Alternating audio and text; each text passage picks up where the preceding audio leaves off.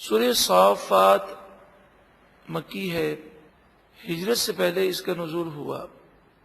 قرآن پاک کی ترتیب کے اعتبار سے اس کا نمبر 37 ہے اور نزول کے اعتبار سے اس کا نمبر 56 ہے۔ اس میں 182 آیتیں ہیں اور 5 رکوع ہیں۔ اس سورہ مبارکہ میں انبیاء علیہم السلام کا ذکر کیا گیا، اور اس سورہ مبارکہ میں یوں تو بے شمار نصیحتیں ہیں۔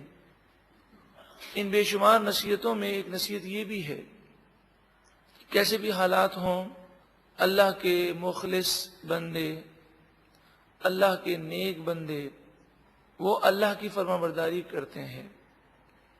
اس سورہ مبارکہ میں حضرت ابراہیم علیہ السلام کا واقعہ کہ کافروں نے آپ کو آگ میں ڈالا، لیکن اس کے باوجود آپ حق کی راہ سے پیچھے نہ ہٹے۔ اسی طرح اس سورہ مبارکہ میں اللہ کی راہ میں سب کچھ قربان کرنے کا ذہن اور قربان کرنے کا جذبہ ہونا چاہیے، اس کا درس بھی ہے۔ اور وہ واقعہ ہے کہ جس میں حضرت اسماعیل علیہ السلام کو ذبح کرنے کے لیے حضرت ابراہیم علیہ السلام اللہ کے حکم پر لے جاتے ہیں۔ اللہ رب العالمین اس سورہ مبارکہ کی ساری برکتیں ہم سب کو نصیب فرمائے۔ صافات ان جماعتوں کو کہتے ہیں، ان گروہوں کو کہتے ہیں کہ جو صفیں باندھے۔ تو جب نماز کی جماعت ہوتی ہے، نماز با جماعت جب ہم ادا کرتے ہیں تو صفیں باندھتے ہیں۔ اسی طرح مجاہدین جب جہاد پر ہوتے ہیں تو دشمنوں کے سامنے وہ صفیں باندھ کر کھڑے رہتے ہیں۔ اور اسی طرح اللہ رب العالمین کے معصوم فرشتے وہ اللہ رب العالمین کی بارگاہ میں عبادت میں مصروف ہیں۔ آقا دو جہاں صلی اللہ علیہ وآلہ وسلم ارشاد فرماتے ہیں کہ فرشتوں کی صفیں اسی طرح ہوتی ہیں جس طرح تم نماز کی جماعت میں صفیں بناتے ہو۔ تو صافات میں وہ تمام گروہ ہیں کہ جو اللہ کی رضا کے لیے صفیں بناتے ہیں، چاہے فرشتے ہوں، چاہے نماز کی حالت ہو، چاہے جہاد کی حالت ہو۔ بسم اللہ الرحمن الرحیم، اللہ کے نام سے شروع جو بہت زیادہ مہربان نہایت رحم کرنے والا۔ والصافات صفا، قسم ہے خوب صفیں بنانے والوں کی۔ فالزاجرات زجرا، پھر قسم ہے جھڑک کر چلانے والوں کی، یعنی وہ فرشتے جو بادلوں کو اللہ کے حکم سے چلاتے ہیں۔ فالتالیات ذکرا، پھر قسم ہے قرآن پڑھنے والوں کی۔ ان الہکم لواحد، بے شک تمہارا معبود ضرور ایک ہی معبود ہے۔ رب السماوات والارض، جو آسمانوں و زمین کا رب ہے۔ وما بینہما، اور جو کچھ آسمان و زمین کے درمیان ہے وہ اس کا بھی رب ہے۔ رب المشارق، اور وہ مشرقوں کا رب ہے، یعنی ساری کائنات کا وہی رب ہے۔ انا زینا السماء الدنیا بزینت الکواکب،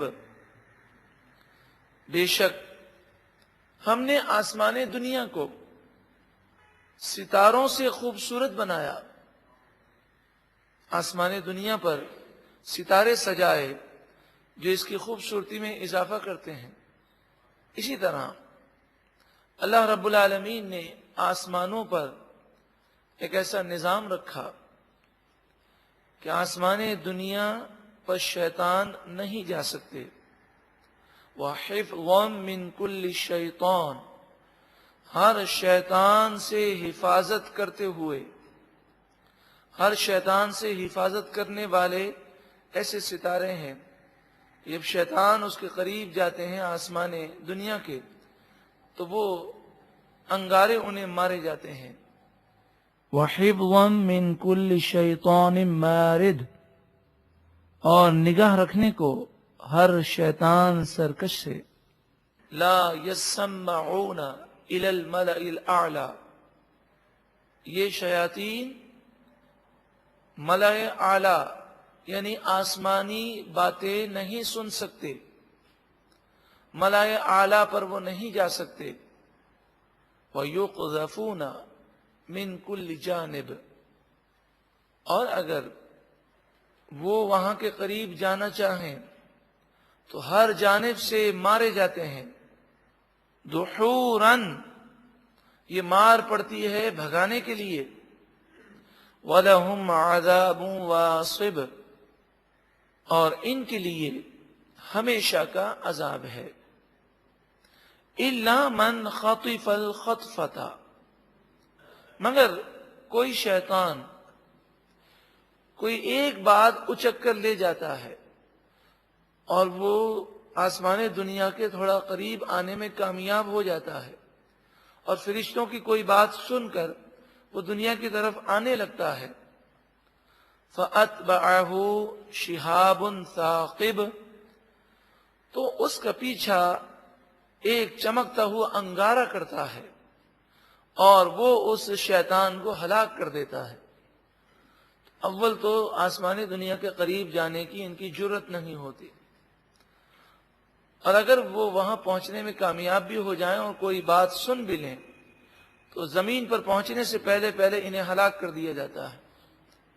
نبی اکرم صلی اللہ علیہ وآلہ وسلم کی آمد سے پہلے جو سرکش جنات ہوتے، شیاطین، یہ آسمان دنیا کے قریب جاتے اور وہاں فرشتوں کی باتیں وہ سماعت کرتے. اللہ تبارک و تعالی فرشتوں کو جو حکم فرماتا ہے کہ فلاں کی روح قبض کرنی ہے، فلاں پر یہ بلا نازل کرنی ہے، تو وہ ان میں سے کوئی بات سن لیتے. جب وہ فرشتوں کی بات سن لیتے تو زمین پر آ کر کاہنوں کو بتاتے. اب جب وہ کاہن کو بتاتے تو کاہن لوگوں کو بتاتے. اس طرح کیا ہوتا کہ لوگوں کا اعتماد اور بھروسہ کاہنوں پر آ جاتا. اب وہ ایک یا دو باتیں یا 10 باتیں صحیح بتاتے اور 100 باتیں غلط بتاتے، لیکن لوگ ان پر اندھا اعتماد اور بھروسہ کرتے. جب ایک رات شیاطین آسمان دنیا کے قریب جانے کے لیے اڑے، سرکش جنات، جب وہ اس کے قریب وہاں پر پہنچے اور آسمان دنیا کے مزید وہ قریب ہونا چاہتے تھے کہ چاروں طرف سے ان پر انگارے برسنے شروع ہوئے، تو سرکش جنات نے آپس میں یہ باتیں کی کہ آج کیا معاملہ ہے، آج ہم آسمان دنیا کے قریب نہیں جا سکتے، اور قریب جانے کی کوشش کرتے ہیں تو ہمیں مارا جاتا ہے، اور فرشتے ہمیں مارنے کے لیے انگارے وہ ڈالتے ہیں.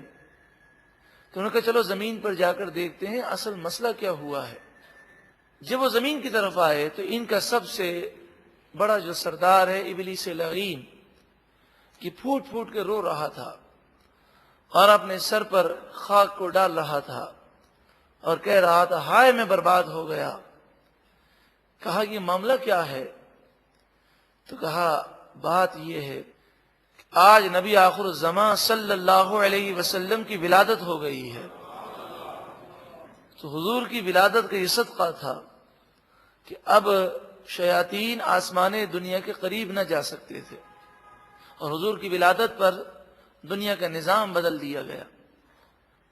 اس وقت سے لے کر اب قیامت تک سرکش جنات کوئی غیب کی خبر وہ معلوم ہی نہیں کر سکتے. آسمان دنیا کے جب وہ قریب نہیں جا سکتے تو کوئی مستقبل کی وہ یقینی بات نہیں بتا سکتے. اسی لیے اعلیٰ حضرت امام اہل سنت امام احمد رضا علیہ الرحمہ نے اپنے فتاویٰ میں بڑی واضح طور پر اس بات کو لکھا کہ جو یہ عقیدہ رکھے کہ یہ کاہن یا اس طرح کے لوگ یہ مستقبل کی باتیں بتا سکتے ہیں، غیب کی خبر ہمیں دے سکتے ہیں، یا یہ جنات یا موکلات یا جنہیں حاضری آتی ہے یہ غیب کی خبر ہمیں بتا سکتے ہیں، اور اس کا عقیدہ یہ ہو، اس کا یقین ہو اس پر، تو آپ نے فرمایا وہ کافر ہو جائے گا. کیونکہ قرآن پاک میں واضح طور پر اس بات کا رد ہے کہ اللہ تعالیٰ جنات کو غیب کا علم نہیں دیتا. ہاں، اپنے ولیوں کو، فرشتوں کو اور انبیاء کو جتنا چاہتا ہے اتنا غیب کا علم عطا فرماتا ہے. فاستفتہم، پھر ان سے پوچھو، اہم اشد خلقا، کیا یہ لوگ بڑی مخلوق ہیں، ام من خلقنا، یا ان کے علاوہ جو ہم نے پیدا کیا وہ بڑی مخلوق ہے. آسمان، پہاڑ، زمین، سورج، چاند، یہ انسانوں سے بڑی مخلوق ہے کہ انسان بڑی مخلوق ہے؟ انسان انتہائی کمزور ہے.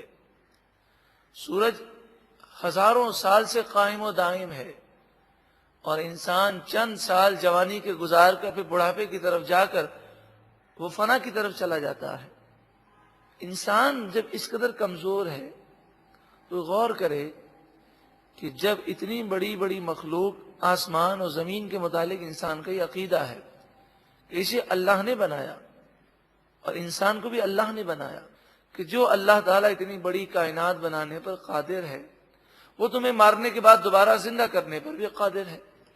انا خلقناہم من طین لازب، بے شک ہم نے ان انسانوں کو چکنی مٹی سے پیدا کیا. یعنی مٹی جب وہ گاڑا بن گئی تو وہ چپکتی تھی، وہ چکنی تھی. بل عجبتا، بلکہ آپ کو ان کی باتیں عجیب معلوم ہوتی ہیں، تعجب ہوتا ہے کہ یہ اللہ کا انکار کیوں کرتے ہیں. وَيَسْخَرُونَ، اور یہ کافر آپ کی باتوں کا مذاق اڑاتے ہیں. وَإِذَا ذُكِّرُوا لَا يَذْكُرُونَ، اور جب انہیں نصیحت کی جاتی ہے تو وہ نصیحت حاصل نہیں کرتے.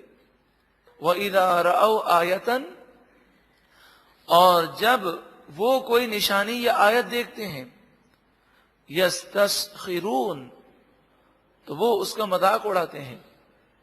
وقالوا، اور وہ کہتے ہیں، ان ھذا الا سحر مبین، یہ تو کھلا جادو ہے. یعنی جادو سے مراد یہ ہے کہ یہ بات ہماری سمجھ سے بالا تر ہے کہ مٹی میں مل جائیں گے پھر دوبارہ پیدا ہوں گے، یہ کیسے ہو سکتا ہے. اذا متنا، اور وہ کہتے ہیں کیا جب ہم مر جائیں گے، وَكُنَّا تُرَابًا، اور ہم مٹی ہو جائیں گے، وَعِظَامًا، اور ہڈیاں ہو جائیں گے، أَإِنَّا لَمَبْعُوثُونَ، کیا بے شک ہم ضرور دوبارہ اٹھائے جائیں گے. أَوَآبَاؤُنَا الْأَوَّلُونَ، کیا ہمارے پہلے باپ دادا بھی دوبارہ اٹھائے جائیں گے. قل، اے محبوب آپ فرمائیے، نعم، ہاں، تمہیں اور تمہارے باپ دادا سب کو دوبارہ اٹھنا ہے. وَأَنْتُمْ دَاخِرُونَ، اور تم اس وقت ذلیل و رسوا ہو جاؤ گے. فَإِنَّمَا هِيَ زَجْرَةٌ وَاحِدَةٌ، وہ تو ایک زوردار جھڑک ہوگی، زوردار آواز ہوگی، دوسری سور. فَإِذَا هُمْ يَنظُرُونَ، بس اسی وقت وہ زندہ ہو کر دیکھنے لگیں گے اور گھومنے لگیں گے. قیامت کی گھبراہٹ کی وجہ سے کبھی ادھر بھاگتے ہوں گے، کبھی ادھر بھاگتے ہوں گے، اور کبھی ادھر گرتے ہوں گے، کبھی ادھر. وَقَالُوا، اور وہ کہیں گے، یا ویلنا، ہائے ہماری بربادی. ھذا یوم الدین، یہ آج فیصلے کا دن ہے. ھذا یوم الفصل، یہ وہ فیصلے کا دن ہے. الذی کنتم بہ تکذبون، جس کا تم انکار کیا کرتے تھے. جب وہ کہیں گے ہائے ہماری بربادی، تو ان سے کہا جائے گا ہاں یہ وہی فیصلے اور جزا کا دن ہے جس کا تم انکار کیا کرتے تھے۔ احشر الذین ظلموا، جن لوگوں نے گناہ کیے، کفر کیا، شرک کیا، گناہوں بھری زندگی گزاری، انہیں جمع کیا جائے گا۔ وَأَزْوَاجَهُمْ، اور ان کے جوڑوں کو جمع کیا جائے گا، یعنی کافر کو کافر کے ساتھ جمع کریں گے، مشرک کو مشرک کے ساتھ، یہودی کو یہودی کے ساتھ، عیسائی کو عیسائی کے ساتھ۔ وَمَا كَانُوا يَعْبُدُونَ مِن دُونِ اللَّهِ، اللہ کو چھوڑ کر جن بتوں کو وہ خدا سمجھتے تھے اور ان کی پوجا کرتے تھے، ان بتوں کو بھی جمع کیا جائے گا۔ فَاهْدُوهُمْ إِلَىٰ صِرَاطِ الْجَحِيمِ، پس فرشتوں سے فرمایا جائے گا کہ تم انہیں بھڑکتی ہوئی آگ کا راستہ دکھاؤ، جحیم کا راستہ ان کافروں کو اور ان کے بتوں کو دکھاؤ۔ وَقِفُوهُمْ، پھر وہ جہنم کے قریب پہنچیں گے تو فرمایا جائے گا اے فرشتوں انہیں جہنم کے پاس روک دو۔ اب یہ جہنم کے پاس روک دیے جائیں گے تمام کافر۔ اب مجرم جہنم کے لیے حاضر ہے، جہنم کی آگ کو اللہ تعالی زبان عطا فرمائے گا اور وہ انہیں پکارے گی، وہ انہیں ڈرائے گی، یہ کانپ رہے ہوں گے۔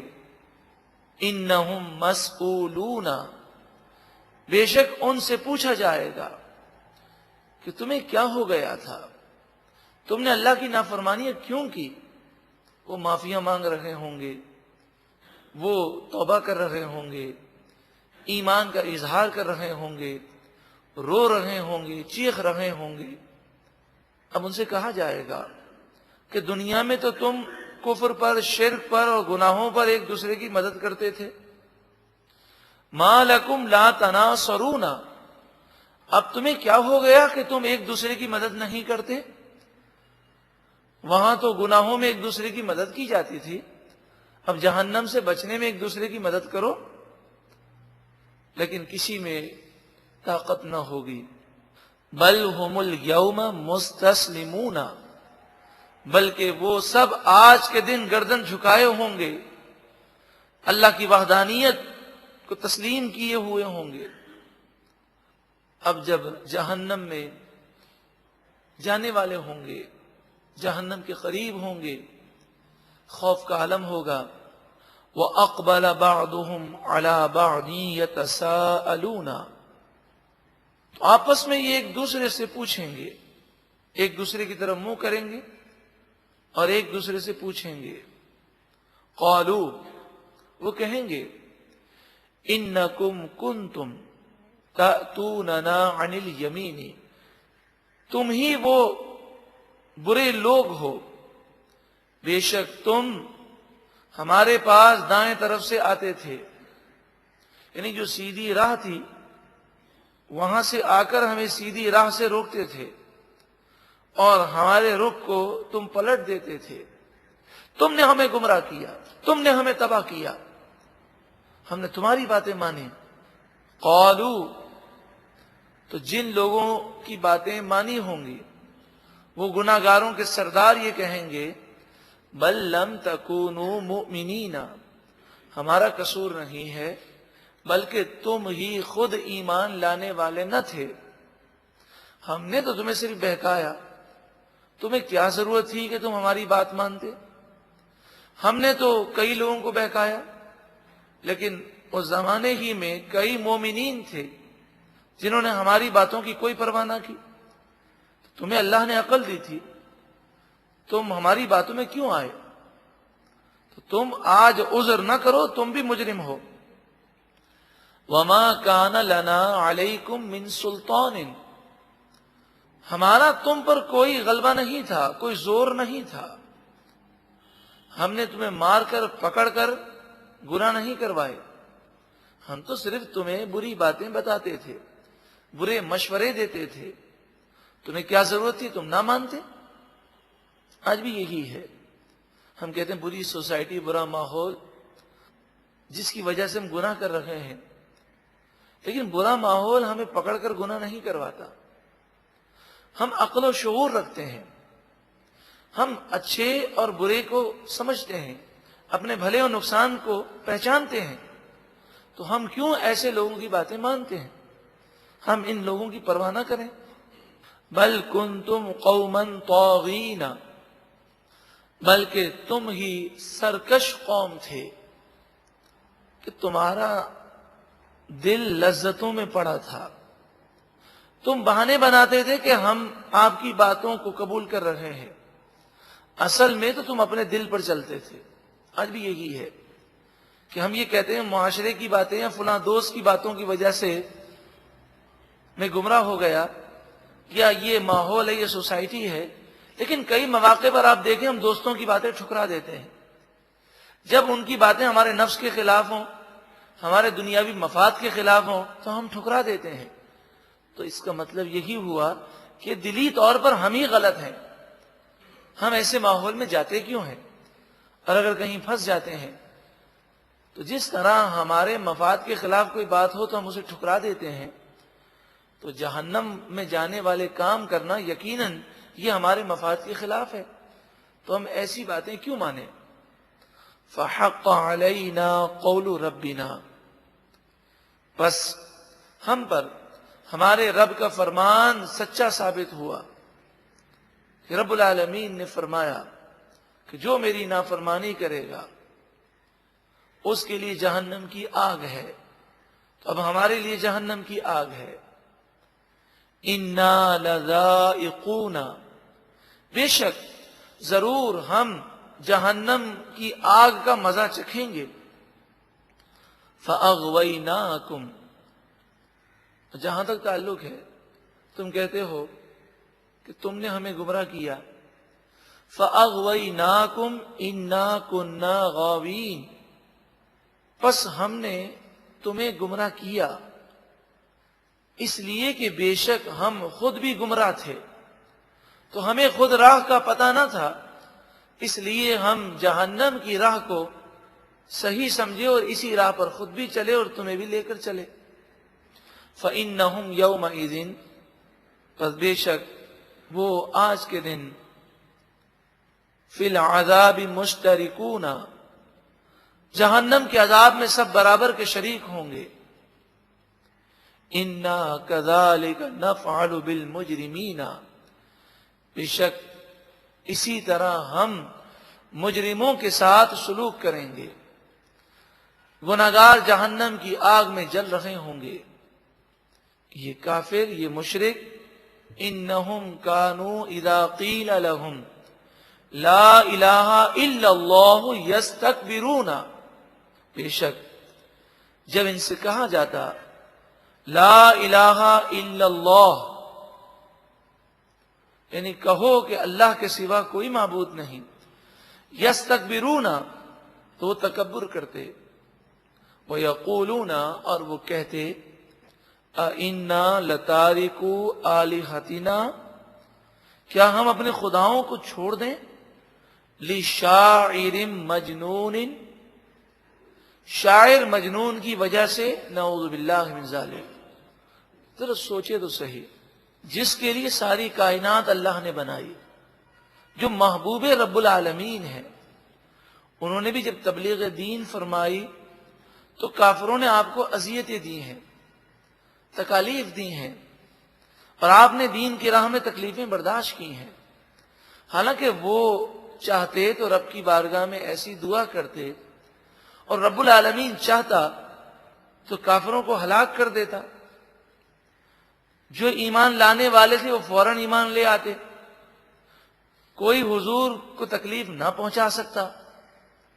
کوئی اگر حضور کی بے ادبی کرنے کے لیے زبان کو استعمال کرنے کی کوشش کرتا تو ہمیشہ کے لیے اس کی زبان پر فالج گر جاتا، زبان بند ہو جاتی. مگر ہمارے لیے تعلیم ہے کہ اسلام کی راہ جنت کی راہ ہے، اسلام کی تبلیغ کی راہ جنت الفردوس کی راہ ہے. دنیا میں چھوٹا سا پلاٹ خریدنا ہو، چھوٹا سا بنگلہ خریدنا ہو، چھوٹی سی دکان خریدنی ہو تو دنیا کے لیے انسان کیسی مشقتیں کرتا ہے. تو نیکی کی دعوت دینا اور برائی سے روکنا یہ تو انبیاء کا طریقہ ہے. تو اس طریقے میں مشکلات آئیں گی، لوگ مذاق بھی اڑائیں گے، مگر ہمیں ذرہ برابر بھی لوگوں کے مذاق اڑانے یا طعن و طنز کی کوئی پرواہ نہیں کرنی. ہم تو نیکی کا پیغام دے کر خود بری الذمہ ہو جائیں، ہم نیکی کا پیغام دے کر خود اپنے لیے جنت کے محلات تیار کر لیں. ہدایت دینے والا رب العالمین ہے. بل جاء بالحق، بلکہ یہ نبی حق لے کر آئے. وصدق المرسلین، اور اس نبی نے تمام رسولوں کی تصدیق فرمائی. یہ سچے نبی ہیں اور ان کا ذکر پچھلی کتابوں میں بھی ہے، مگر یہ کافر ان کی بے ادبی کرتے تھے. اس لیے کل بروز قیامت انہیں جہنم کے عذاب میں ڈالا جائے گا اور کہا جائے گا کہ تمہارا یہ عالم تھا. انکم لذائق العذاب العلیم، بے شک آج ضرور تمہیں دردناک عذاب کا مزہ چکھنا ہے. وما تجزون الا ما کنتم تعملون، ہم تم پر ظلم نہیں کریں گے، جیسا تم نے کام کیا ہے ویسی ہی تمہیں سزا دی جائے گی. الا عباد اللہ المخلصین، مگر اللہ کے مخلص بندے. مخلص کے معنی جسے اللہ نے چن لیا، جس پر کرم کر دیا، وہ جہنم کے عذاب سے بچے ہوں گے.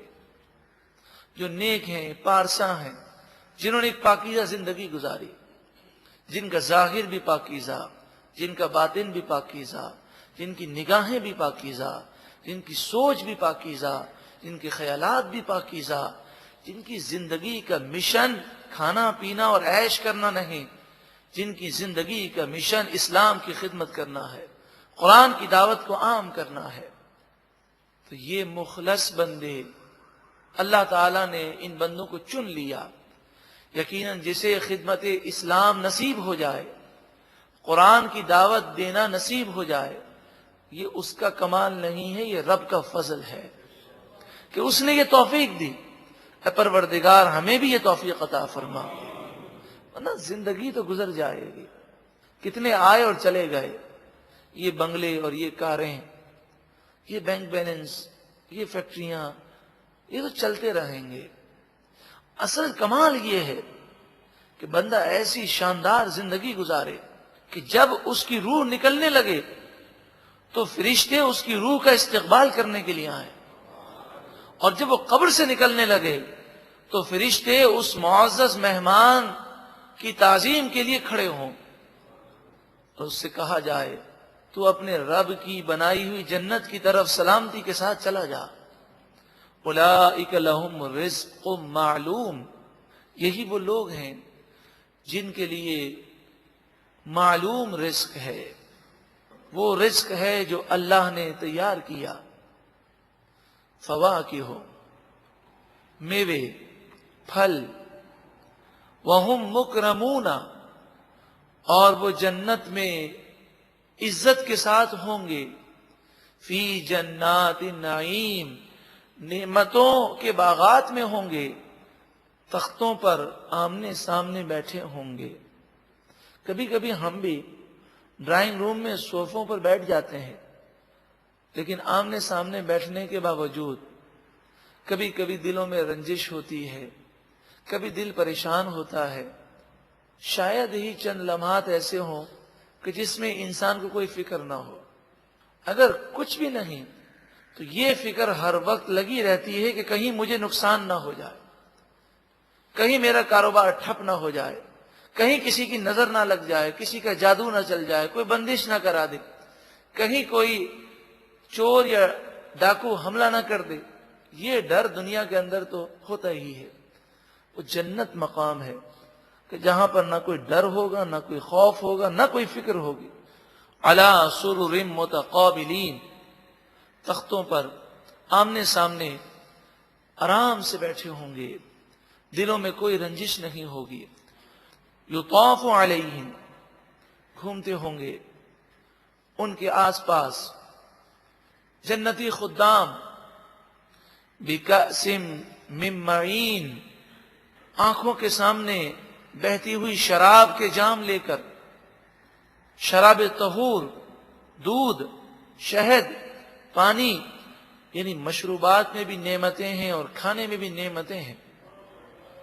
بَيْضَاءَ لَذَّةٍ لِلشَّارِبِينَ، یہ شراب سفید ہوگی، پینے والوں کے لیے لذت دینے والی ہوگی. لیکن دنیاوی شراب کی طرح ناپاک یا حرام، نشہ دینے والی، اس سر میں درد کرنے والی نہ ہوگی. لا فیہا غول، اس میں نشہ نہ ہوگا. ولا ہم عنہا ینزفون، اور نہ ہی اس شراب سے ان کے سر میں درد ہوگا، یعنی سر میں درد بھی نہ ہوگا. وعندہم، اور جنت میں ان کے پاس قاصرات الطرف عین، نگاہ نیچی رکھنے والی بڑی بڑی آنکھوں والی حوریں ہوں گی. یہاں دو باتیں ہیں، شراب کا ذکر ہے اور حوروں کا ذکر ہے. دو چیزیں دنیا میں ایسی ہیں کہ جس کی طرف دنیا کے لوگوں کو کشش بہت زیادہ ہے. ایک تو عورتوں کی طرف بد نگاہی کرنا یا دیگر معاملات ہیں، اور دوسرا جو لوگ عیاشیوں میں پڑتے ہیں تو وہ شراب نوشی میں مبتلا ہو جاتے ہیں. لیکن آج دنیا کے اندر جو اپنی نگاہوں کی حفاظت کرے گا اور شراب نوشی سے اور ہر قسم کے نشے سے اور ہر قسم کی برائی سے بچے گا، اسے اللہ تبارک و تعالی جنتی نعمتیں عطا فرمائے گا. حوروں کا ذکر کیا گیا تو فرمایا قاصرات الطرف، نیچی نگاہ رکھنے والی حوریں ہوں گی. جنت میں حوروں کی شان بیان کی گئی کہ ان کی نگاہیں نیچی ہوں گی. اب بتائیے کہ حوروں کی جب یہ خوبی بیان کی جا رہی ہے تو اس سے آپ اندازہ لگا سکتے ہیں کہ اگر عورت میں شرم و حیا ہو، اس کی نگاہ نیچی ہو، اور وہ اپنے شوہر کے علاوہ کسی اور پر توجہ نہ دے، اس کے لیے اس کا شوہر کافی ہو، اس کی توجہ کا مرکز اس کا شوہر ہو، وہ نامحرم مردوں کو نہ دیکھے، تو انشاءاللہ تعالی اللہ تبارک و تعالی اسے 70,000 حوروں سے زیادہ حسن اور جمال عطا فرمائے گا. لیکن جو عورت ایسا نہ کرے اس کی مذمت ہے. مسلم شریف، مشکات شریف، کتاب القصاص، باب ما لا یضمن من الجنایات، عن ابی ہریرہ رضی اللہ تعالی عنہ، حضرت ابو ہریرہ رضی اللہ تعالی عنہ سے مروی ہے، قال قال رسول اللہ صلی اللہ علیہ وسلم، رسول اللہ صلی اللہ علیہ وآلہ وسلم نے ارشاد فرمایا، صنفانی من اہل النار لم ارہما، دو گروہ ایسے ہیں جو جہنمی ہیں، ابھی وہ پیدا نہیں ہوئے، بعد میں قرب قیامت میں یہ ظاہر ہوں گے. حضور نے فرمایا اس دور میں ہمارے اس معاشرے میں یہ دو گروہ نہیں ہیں. یہ دو گروہ حضور نے فرمایا جہنمی ہوں گے. قوم معہم سیات کاذناب البقرۃ، کچھ لوگ ایسے ہوں گے کہ ان کے ہاتھ میں کوڑے ہوں گے گائے کی دم کی طرح، یضربون بها الناس، وہ اس کے ذریعے لوگوں کو ماریں گے. یعنی اس سے مراد ظالم لوگ ہیں، یہ لوگ جہنمی ہوں گے. اور دوسرا فرمایا وہ نساء، اور وہ عورتیں جہنمی ہوں گی، کاسیات عاریات، جو لباس پہننے کے باوجود ننگی ہوں گی. اس کی شرح میں محدثین فرماتے ہیں کاسیات عاریات سے مراد ایسی عورتیں ہیں جو چست لباس پہنے یا باریک لباس پہنے. تو پینٹ شرٹ اگر خاتون پہنتی ہے تو یہ چست ہوتا ہے. ایک تو اس میں کافروں کی تقلید بھی ہے، دشمن کو راضی کرنا بھی ہے، بے حیائی بھرا لباس بھی ہے، مردوں کی نقل بھی ہے کہ مردوں کی جو عورت نقل کرے اس پر حضور نے لعنت فرمائی. اس کے علاوہ یہ بھی ہے کہ اکثر یہ چست ہوتا ہے، تو چاہے پینٹ شرٹ ہو چاہے شلوار قمیض ہو، عورت کے لیے جائز نہیں کہ وہ چست لباس پہنے، باریک لباس پہنے.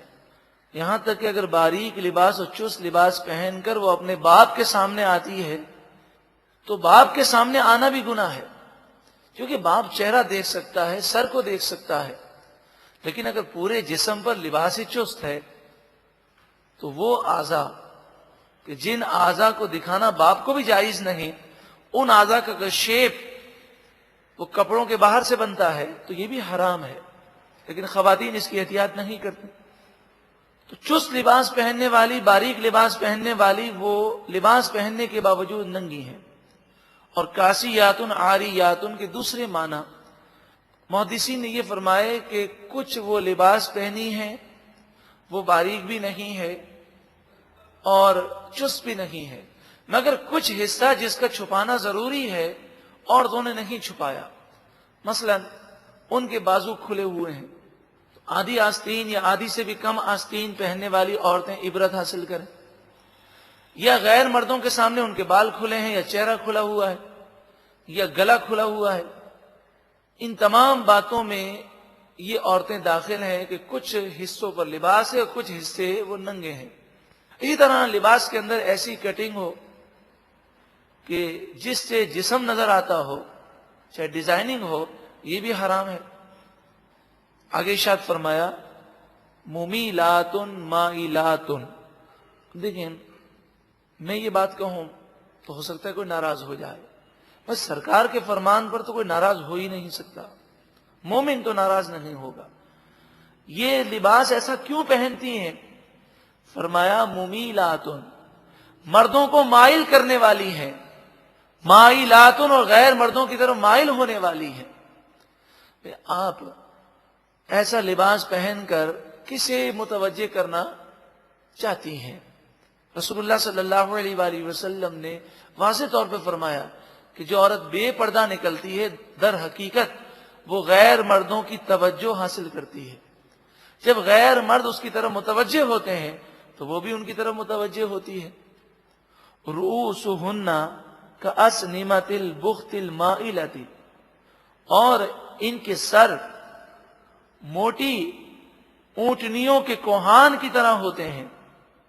اس سے مراد ہے کہ شرم و حیا سے وہ نگاہ نیچی کر کے نہیں چلتی بلکہ اپنے سروں کو اٹھا کر چلتی ہیں.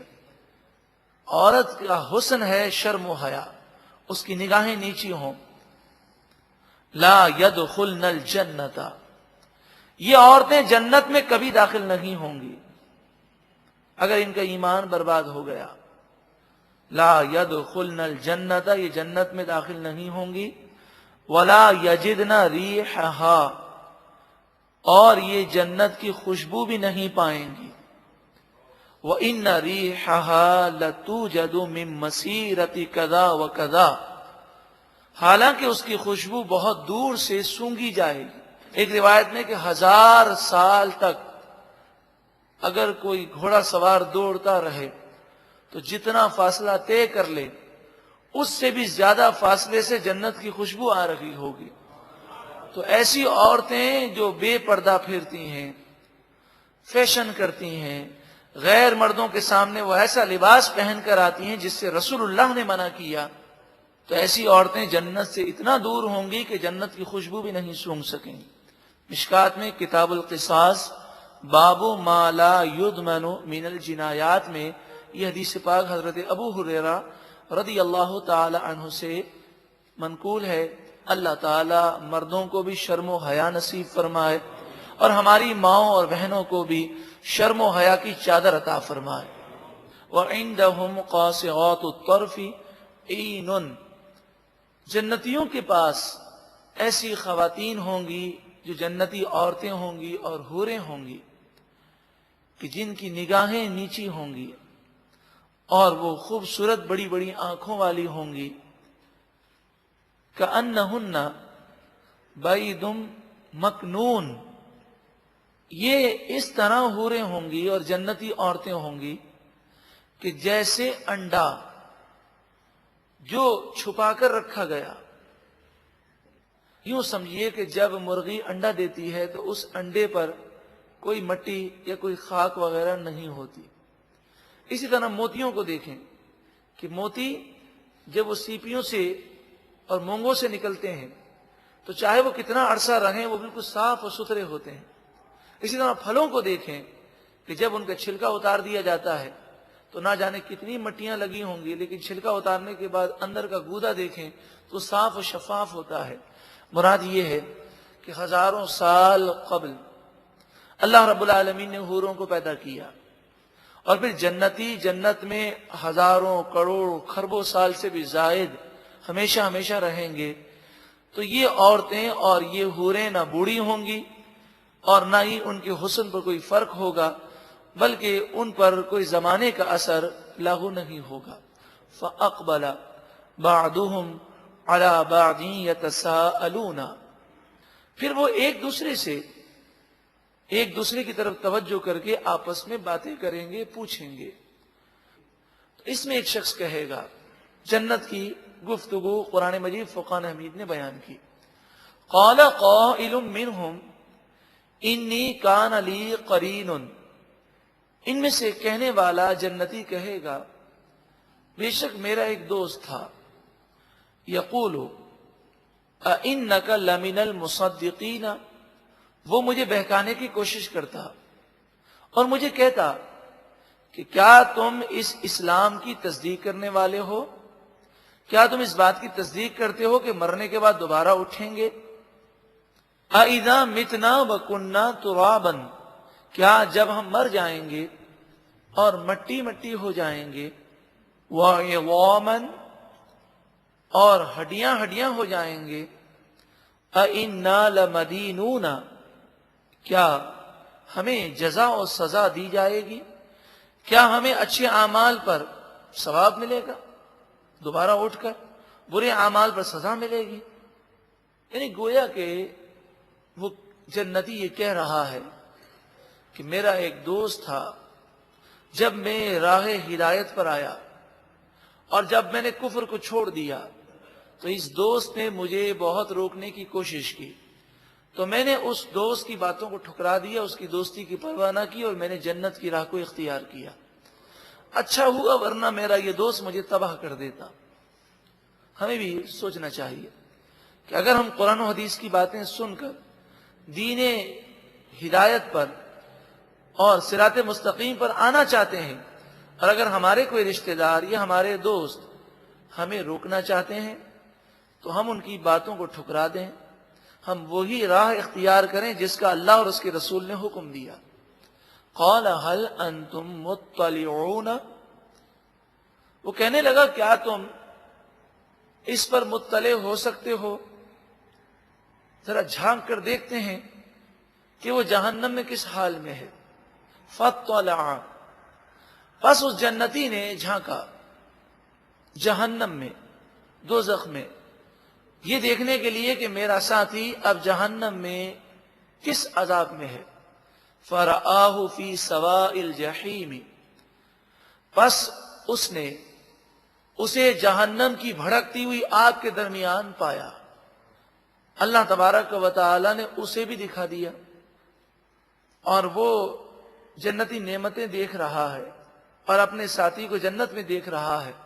تو چیخ و پکار اس نے کر دی اور کہا مجھے بچاؤ، افسوس کا اظہار اس نے کیا. تو اس جنتی نے کہا قالا، اس نے کہا تاللہ، اللہ کی قسم، ان کدت لتردینی، تو نے تو مجھے تباہ کرنے میں کوئی کسر باقی نہ رکھی تھی، قریب تھا کہ تو مجھے ہلاک کر دیتا اور مجھے گناہوں میں تو دوبارہ ڈال دیتا. ولولا نعمت ربی، اگر میرے رب کی نعمت نہ ہوتی اور میں تیری باتوں میں اگر آ جاتا تو تباہ ہو جاتا. یہ تو میرے رب کا کرم ہے. اگر میرے رب کی نعمت مجھ پر نہ ہوتی لکنت من المحضرین، تو ضرور میں آج مجرم بنا کر حاضر کیا جاتا، آج میں بھی جہنم میں ہوتا. پیارے و محترم بھائیوں، جب ہم دین کے راستے پر آتے ہیں، نیک بنتے ہیں، تو بسا اوقات دوست، رشتہ دار، عزیز و اقارب ٹھکرا دیتے ہیں۔ اللہ کی رضا کے لیے سب کو آپ قربان کر دیجئے۔ رسول اللہ کی محبت میں جب ہم یہ کہتے ہیں میرا سب کچھ آپ پر قربان ہے یا رسول اللہ، تو پھر ان دوستیوں کو، رشتہ داریوں کو قربان کر دیجئے۔ ہماری طرف سے کوئی قطع رشتہ نہ ہو، قطع رحمی نہ ہو، مگر جب وہ ہمیں گناہوں کی طرف کھینچنے کی کوشش کرتے ہیں تو ایسے دوستوں سے تو بہتر یہی ہے کہ بندہ تنہائی اختیار کرے، کہ وہ تو جہنم کی طرف ہمیں کھینچ رہے ہیں۔ اب مجھے بتائیے کہ اگر کوئی دوست ہمیں ہیروئن اور چرس کا عادی بنانے کی کوشش کرے تو کیا ہم اس سے دوستی برقرار رکھیں گے؟ ہیروئن اور چرس بھی گناہ ہے، یہ دنیا کو تباہ کرتی ہے، مگر ہمارے دوست جو فلمیں، ڈرامے اور دیگر گناہوں کی طرف ہمیں لے جانے کی کوشش کرتے ہیں، یہ تو ہیروئن اور چرس سے بھی زیادہ خطرناک ہے، کہ جب نگاہیں گندی ہوں، دل گندا ہو، تو بندہ نماز سے بھی دور ہوتا ہے اور ہر بڑے سے بڑا گناہ کرنے لگتا ہے۔ افما نحن بمیتین الا موتتنا الاولی۔ اب یہ جنتی آپس میں کہیں گے کہ ہمیں صرف ایک ہی موت ہے، وہ دنیا کی موت تھی، اب دوبارہ ہمیں نہیں مرنا۔ وما نحن بمعذبین، اور ہمیں عذاب نہیں دیا جائے گا، اب سکون سے ہمیشہ جنت میں رہو۔ لوگ سمجھتے ہیں کہ اگر دنیا میں ہم کامیاب ہو گئے تو ہم حقیقی کامیاب ہیں، ڈگری ہاتھ میں آ جائے، نوکری مل جائے، انٹرویو میں کامیاب ہو جائیں، مکان بن جائے، فیکٹری قائم ہو جائے، گاڑی خرید لیں، تو سمجھتے ہیں ہم نے کامیاب زندگی پا لی۔ یہ کوئی کامیابی نہیں۔ اصل کامیابی کیا ہے؟ ان ھذا لہو الفوز العظیم، بے شک یہی سب سے بڑی کامیابی ہے، جنت میں داخل ہونا، جس سے اللہ راضی ہو وہ حقیقی کامیاب ہے۔ لمثل ھذا فلیعمل العاملون، یہ وہ جملہ ہے جو ہلا دینے والا ہے۔ عمل کرنے والوں کو ایسا ہی عمل کرنا چاہیے، کوشش کرنے والوں کو ایسی ہی کوشش کرنی چاہیے کہ وہ جنت میں جانے کے لیے حوصلہ پست نہ رکھیں، وہ بھی سوچیں کہ ہم بھی جنت میں جا سکتے ہیں، ہم بھی کوشش کر سکتے ہیں۔ لمثل ھذا، اسی کی مثل کے لیے، فلیعمل، پس چاہیے کہ عمل کریں، العاملون، عمل کرنے والے۔ اذالک خیر، بتاؤ کیا یہ بہتر ہے؟ نزولاً، مہمان نوازی، اللہ کا کرم، یہ بہتر ہے؟ ام شجرۃ الزقوم، یا وہ کانٹے دار جہنمی درخت؟ تو گناہ کی راہ اختیار کرنا اور جہنم میں جانا یہ بہتر ہے کہ دنیا کی مشقتیں برداشت کر کے، نفس و شیطان کا مقابلہ کر کے جنت کی راہ اختیار کرنا یہ بہتر ہے؟ وہ درخت جو آگ کا درخت ہے، کانٹے دار درخت ہے، زہریلا درخت ہے، انا جعلناہا فتنۃ للظالمین، بے شک ہم نے اس درخت کو ظالموں کے لیے فتنہ بنایا، آزمائش بنایا۔ ظالم اعتراض کرتے ہیں اور کہتے ہیں کہ درخت کیسے جہنم میں ہو سکتا ہے، وہ تو آگ ہے، آگ میں درخت کیسے ہو سکتا ہے؟ یہ ان کی آزمائش ہے کہ جو چیز عقل میں اگر نہ آ سکے تو وہ عقل کے قصور کو تسلیم کر لیں، نہ کہ اس چیز کا انکار کر دیں۔ تو یہ ظالم، یہ کافر ناکام ہوئے اور انہوں نے اعتراض کیا۔ فرمایا انہا شجرۃ تخرج فی اصل الجحیم، بے شک یہ درخت جہنم کی جڑ سے اگتا ہے۔ طلعها کأنہ رؤوس الشیاطین، اور اس کے شگوفے، اس کی ٹہنیاں، اس کے پتے، یہ شیطانوں کے سر کی طرح ہیں، یعنی بہت بھیانک اور خوفناک ہیں۔ فَإِنَّهُمْ لَآكِلُونَ مِنْهَا، پس بے شک جہنمی ضرور اسی سے کھائیں گے. فمالئون منها البطون، اور اپنے پیٹ کو اسی درخت سے بھریں گے. ثم ان لهم علیها لشوبا من حمیم، پھر بے شک ان کے لیے اس درخت کے کھانے کے بعد گرم کھولتا ہوا پانی کی ملاوٹ ہے. گرم کھولتا ہوا پانی انہیں پینے کو دیا جائے گا. پہلے تو بھوک سے چیخیں گے، پھر انہیں یہ درخت کھانے کو دیا جائے گا، پھر یہ حلق میں اٹک جائے گا، پھر یہ پریشان ہوں گے، آواز نہ نکل سکے گی. پھر پانی دیا جائے گا یہ نوالا اتارنے کے لیے. وہ اس قدر کھولتا ہوا گرم ہوگا کہ اس کے قریب لاتے ہی ان کا جسم تباہ ہو جائے گا. چہرے کی کھال اور گوشت اس پانی میں گر جائے گا. جب یہ پانی پیئیں گے تو پورا جسم وہ گل جائے گا. ثم ان مرجعهم لإلی الجحیم، پھر بے شک انہیں ضرور اس جہنم کی طرف پلٹنا ہے، اس جہنم کی طرف آنا ہے. جو کرنا ہے کر لو دنیا میں، اگر گناہ کرو گے تو پھر جہنم کے لیے تیار رہو. انہم الفوا آباءہم ضالین، بے شک وہ اپنے گمراہ ماں باپ آباء و اجداد کے پیچھے چلے. وہ آباء و اجداد جو گمراہ تھے، رسومات اور رسم و رواج کے وہ پیچھے چلے. فہم علی آثارہم یہرعون، پس وہ ان گمراہ ماں باپ اور آباء و اجداد کے پیچھے بھاگتے تھے، دوڑے جاتے تھے. وَلَقَدْ ضَلَّ قَبْلَهُمْ أَكْثَرُ الْأَوَّلِينَ، اور بے شک ان سے پہلے اکثر پہلے لوگ گمراہ ہو چکے. ہر دور میں گمراہوں اور کافروں کی تعداد زیادہ رہی ہے. آج بھی دیکھ لیں کہ 85% کافر ہیں، 15% مسلمان ہیں. اس میں سے بھی اکثریت گناہوں میں پڑی ہے. بے نمازی ہے، جھوٹ زبان سے جاری ہے، ماں باپ کی نافرمانی کرنا، مسلمانوں کا دل دکھانا، حرام کمائی، دھوکہ، فراڈ، ظلم. تو چند لوگ ہیں جو جنت میں جانے والے کام کر رہے ہیں. چند لوگ ہیں جو اس دنیا کی حقیقت کو سمجھے ہیں.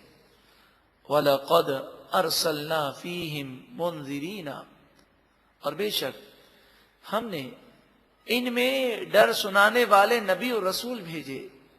مبلغین آئے، نبی آئے، رسول آئے، مگر ان لوگوں کی اکثریت وہ راہ ہدایت پر نہ آئی. فانظر، پس دیکھو، کیف کان عاقبۃ المنذرین، جن لوگوں کو ڈرایا گیا مگر انہوں نے عمل نہ کیا، ان گمراہوں کا کتنا برا انجام ہوا اسے دیکھو. الا عباد اللہ المخلصین، مگر اللہ کے وہ بندے جو مخلص ہیں، اللہ نے جن پر کرم کیا اور انہیں چن لیا، وہ ہر قسم کے عذاب سے محفوظ ہیں. وَلَقَدْ نَادَانَا نُوحٌ، اور بے شک نوح علیہ السلام نے ہمیں یاد کیا اور ہم سے دعا کی. فَلَنِعْمَ الْمُجِيبُونَ، بس ضرور ہم سب سے بہتر دعا قبول کرنے والے ہیں، سب سے بہتر مدد فرمانے والے ہیں. وَنَجَّيْنَاهُ، اور ہم نے حضرت نوح علیہ السلام کو نجات دی. وَأَهْلَهُ مِنَ الْكَرْبِ الْعَظِيمِ، اور ان کے گھر والوں کو بھی کرب عظیم سے، مشکل سے نجات عطا فرمائی. یہ کرب عظیم یہ تھا کہ کافر جو گناہ کرتے تھے، یہ گناہ دیکھ کر ان کے دل رنجیدہ ہوتے تھے. آج بھی جب ہم لوگوں کو گناہوں میں دیکھتے ہیں، بے حیائی عام ہو رہی ہے، ہمارے نوجوان دین سے دور ہوتے جا رہے ہیں. یہاں تک کہ بعض اوقات تو اتنے مسائل ہیں کہ انسان اپنے گھر کے اندر اتنا پریشان ہے کہ لوگ آ کر روتے ہیں. بیچارے بچے ماں باپ کا کہنا نہیں مانتے، بوڑھے والدین کی عزت نہیں ہے، ساس بہو کی بنتی نہیں ہے. ایک دوسرے پر تانے، طنز، غیبت، تہمت، اور ایک ایسا ماحول ہے کہ انسان سوچتا ہے کہ ہم کماتے ہیں، محنت کرتے ہیں، مگر سکون نہیں ہے۔ آدمی گھر پر آئے تو گھر میں ایسا پیسفل ماحول ہونا چاہیے کہ اس کی ساری تھکن دور ہو جائے، مگر آفس میں ہو تو دنیا کے جھنجٹ، وہاں کی پریشانیاں، گھر پر آئے تو گھر کی پریشانیاں، سکون نہیں ہے۔ الا بذکر اللہ تطمئن القلوب، سن لو دلوں کا چین صرف اللہ کی یاد میں ہے۔ جب ہم نے دین کو چھوڑ دیا تو نہ گھر سے باہر سکون ہے، نہ گھر کے اندر سکون ہے۔ تو اللہ تبارک و تعالی کہ نیک بندے وہ گناہوں سے خود بھی بچتے ہیں، مگر جب وہ کسی گناہگار کو گناہ کرتے ہوئے دیکھتے ہیں تو ان کا دل جلتا ہے۔ تو اللہ تعالیٰ نے تمام گناہگاروں کو، کافروں کو ہلاک کر دیا اور مومنین کو اس کرب سے نجات دی۔ آگے ارشاد فرمایا وَجَعَلْنَا ذُرِّيَّتَهُ هُمُ الْبَاقِينَ، اور ہم نے ان کی اولاد کو، حضرت نوح علیہ السلام کی اولاد کو باقی رکھا۔ آج دنیا میں جتنے انسان ہیں سب حضرت نوح علیہ السلام کی اولاد میں سے ہیں۔ کشتی میں جتنے سوار تھے کسی کے یہاں ولادت نہیں ہوئی، صرف حضرت نوح علیہ السلام کے 3 بیٹے جو کشتی میں سوار تھے اور وہ مسلمان تھے، انہی سے پھر انسانیت کا سلسلہ چلا۔ وَتَرَكْنَا عَلَيْهِ فِي الْآخِرِينَ، اور ہم نے حضرت نوح علیہ السلام کے ذکر خیر کو آخر آنے والے لوگوں میں باقی رکھا۔ آج بھی ہم ان کا ذکر خیر کرتے ہیں۔ سلام علی نوح فی العالمین، حضرت نوح علیہ السلام پر سلام ہے دونوں جہاں میں، سارے جہانوں میں۔ اب یہاں پر نصیحت ہے۔ نوح علیہ السلام نے معاشرے کو نہ دیکھا، ان پر ایمان لانے والوں نے یہ نہ دیکھا کہ دنیا کی اکثریت گناہ کر رہی ہے، بلکہ انہوں نے یہ دیکھا کہ اللہ کا کیا حکم ہے۔ اِنَّا كَذَلِكَ نَجْزِي الْمُحْسِنِينَ، بے شک ہم اسی طرح نیکی کرنے والوں کو اچھا صلہ عطا فرماتے ہیں۔ اِنَّهُ مِنْ عِبَادِنَا الْمُؤْمِنِينَ، بے شک وہ ہمارے مومن بندوں میں سے تھے، ہم پر یقین اور ایمان رکھنے والے تھے۔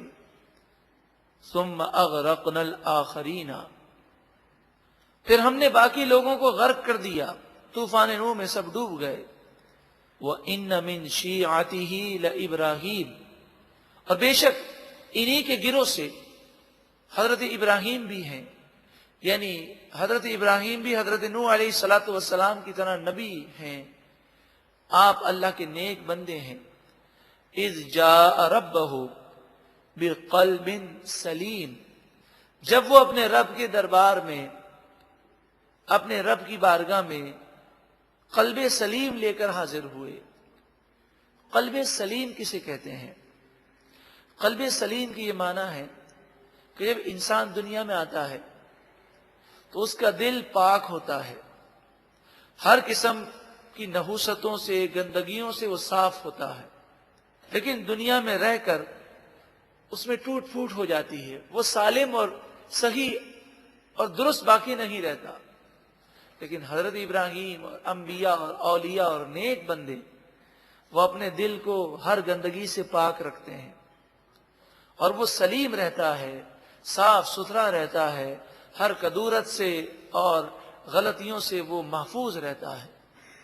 اللہ تعالی ہمیں بھی قلب سلیم عطا فرمائے اور جو گندگیاں دل پر ہیں رب العالمین اسے دور کر دے۔ ایک معنی مفسرین نے یہ بھی بیان کیے کہ حضرت ابراہیم علیہ السلام نے اپنی توجہ صرف اللہ کی طرف رکھی، آپ کے دل سے غیر کا خیال جاتا رہا۔ مراد یہ ہے غیر کے خیال سے کہ اللہ تعالی کے حکم کے سامنے آپ نے کسی کی پرواہ نہ کی، چاہے دنیا کی کوئی بڑی سے بڑی طاقت ہو۔ تو حضرت ابراہیم علیہ السلام نے کلام کیا، جب عام طور پہ بچے کلام کرتے ہیں تو اس وقت پوری دنیا میں نمرود کی حکومت تھی، پوری دنیا میں کفر، شرک، گناہوں کی ریل پیل تھی، مگر آپ نے ایسے ماحول میں بھی لوگوں کو نہ دیکھا بلکہ اللہ کے حکم کے مطابق آپ نے توحید کا اور اللہ کے دین کا اظہار فرمایا۔ اذ قال لأبیہ وقومہ. اب یہاں پر لأبیہ باپ کی ترجمہ اکثر اس کا کیا جاتا ہے، تو مفسرین فرماتے ہیں کہ یہاں شفقت کے لیے فرمایا گیا کہ لفظ اب جو ہے یہ یہاں پر ہے تو چچا کے لیے، لیکن حضرت ابراہیم علیہ السلام کو اپنے چچا پر جو آپ نے شفقت کی اور بار بار یا ابتی کہا، جس کی مثال اردو میں عام ہے کہ ہم اپنے تایا کو بڑے ابا جی کہتے ہیں. اذ قال لأبیہ وقومہ، تو اب مفہومی ترجمہ ہوگا جب آپ نے اپنے چچا سے اور اپنی قوم سے فرمایا ماذا تعبدون، تم کس کی پوجا کرتے ہو؟ ائفکا آلہۃ دون اللہ تریدون، کیا اللہ کو چھوڑ کر تم جھوٹے خدا بناتے ہو؟ فما ظنکم برب العالمین، تمہارا رب العالمین کے بارے میں کیا گمان ہے؟ تو وہ ان باتوں کو سن کر کہنے لگے کہ دیکھیں آپ کیسی باتیں کر رہے ہیں، صدیوں سے یہ ہمارا معمول ہے اور ہم یہ کرتے آئے ہیں. اچھا چلیں اب ہمارا میلہ ہونے والا ہے، آپ اس میں آئیے گا.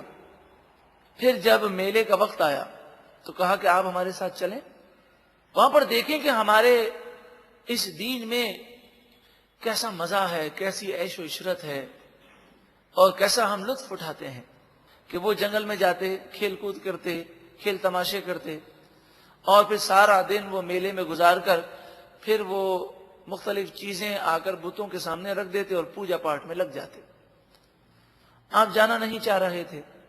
فنظر نظرۃ فی النجوم، آپ نے ایک نظر ستاروں کی طرف کی. فقال انی سقیم، پھر آپ نے فرمایا بے شک میں بیمار ہونے والا ہوں. اب ستاروں پر آپ نے نظر کی اور سقیم کا لفظ فرمایا. سقیم کے دو معنی ہیں، ایک معنی ہے بیمار ہونے والا ہوں، ایک معنی ہے بیمار ہوں.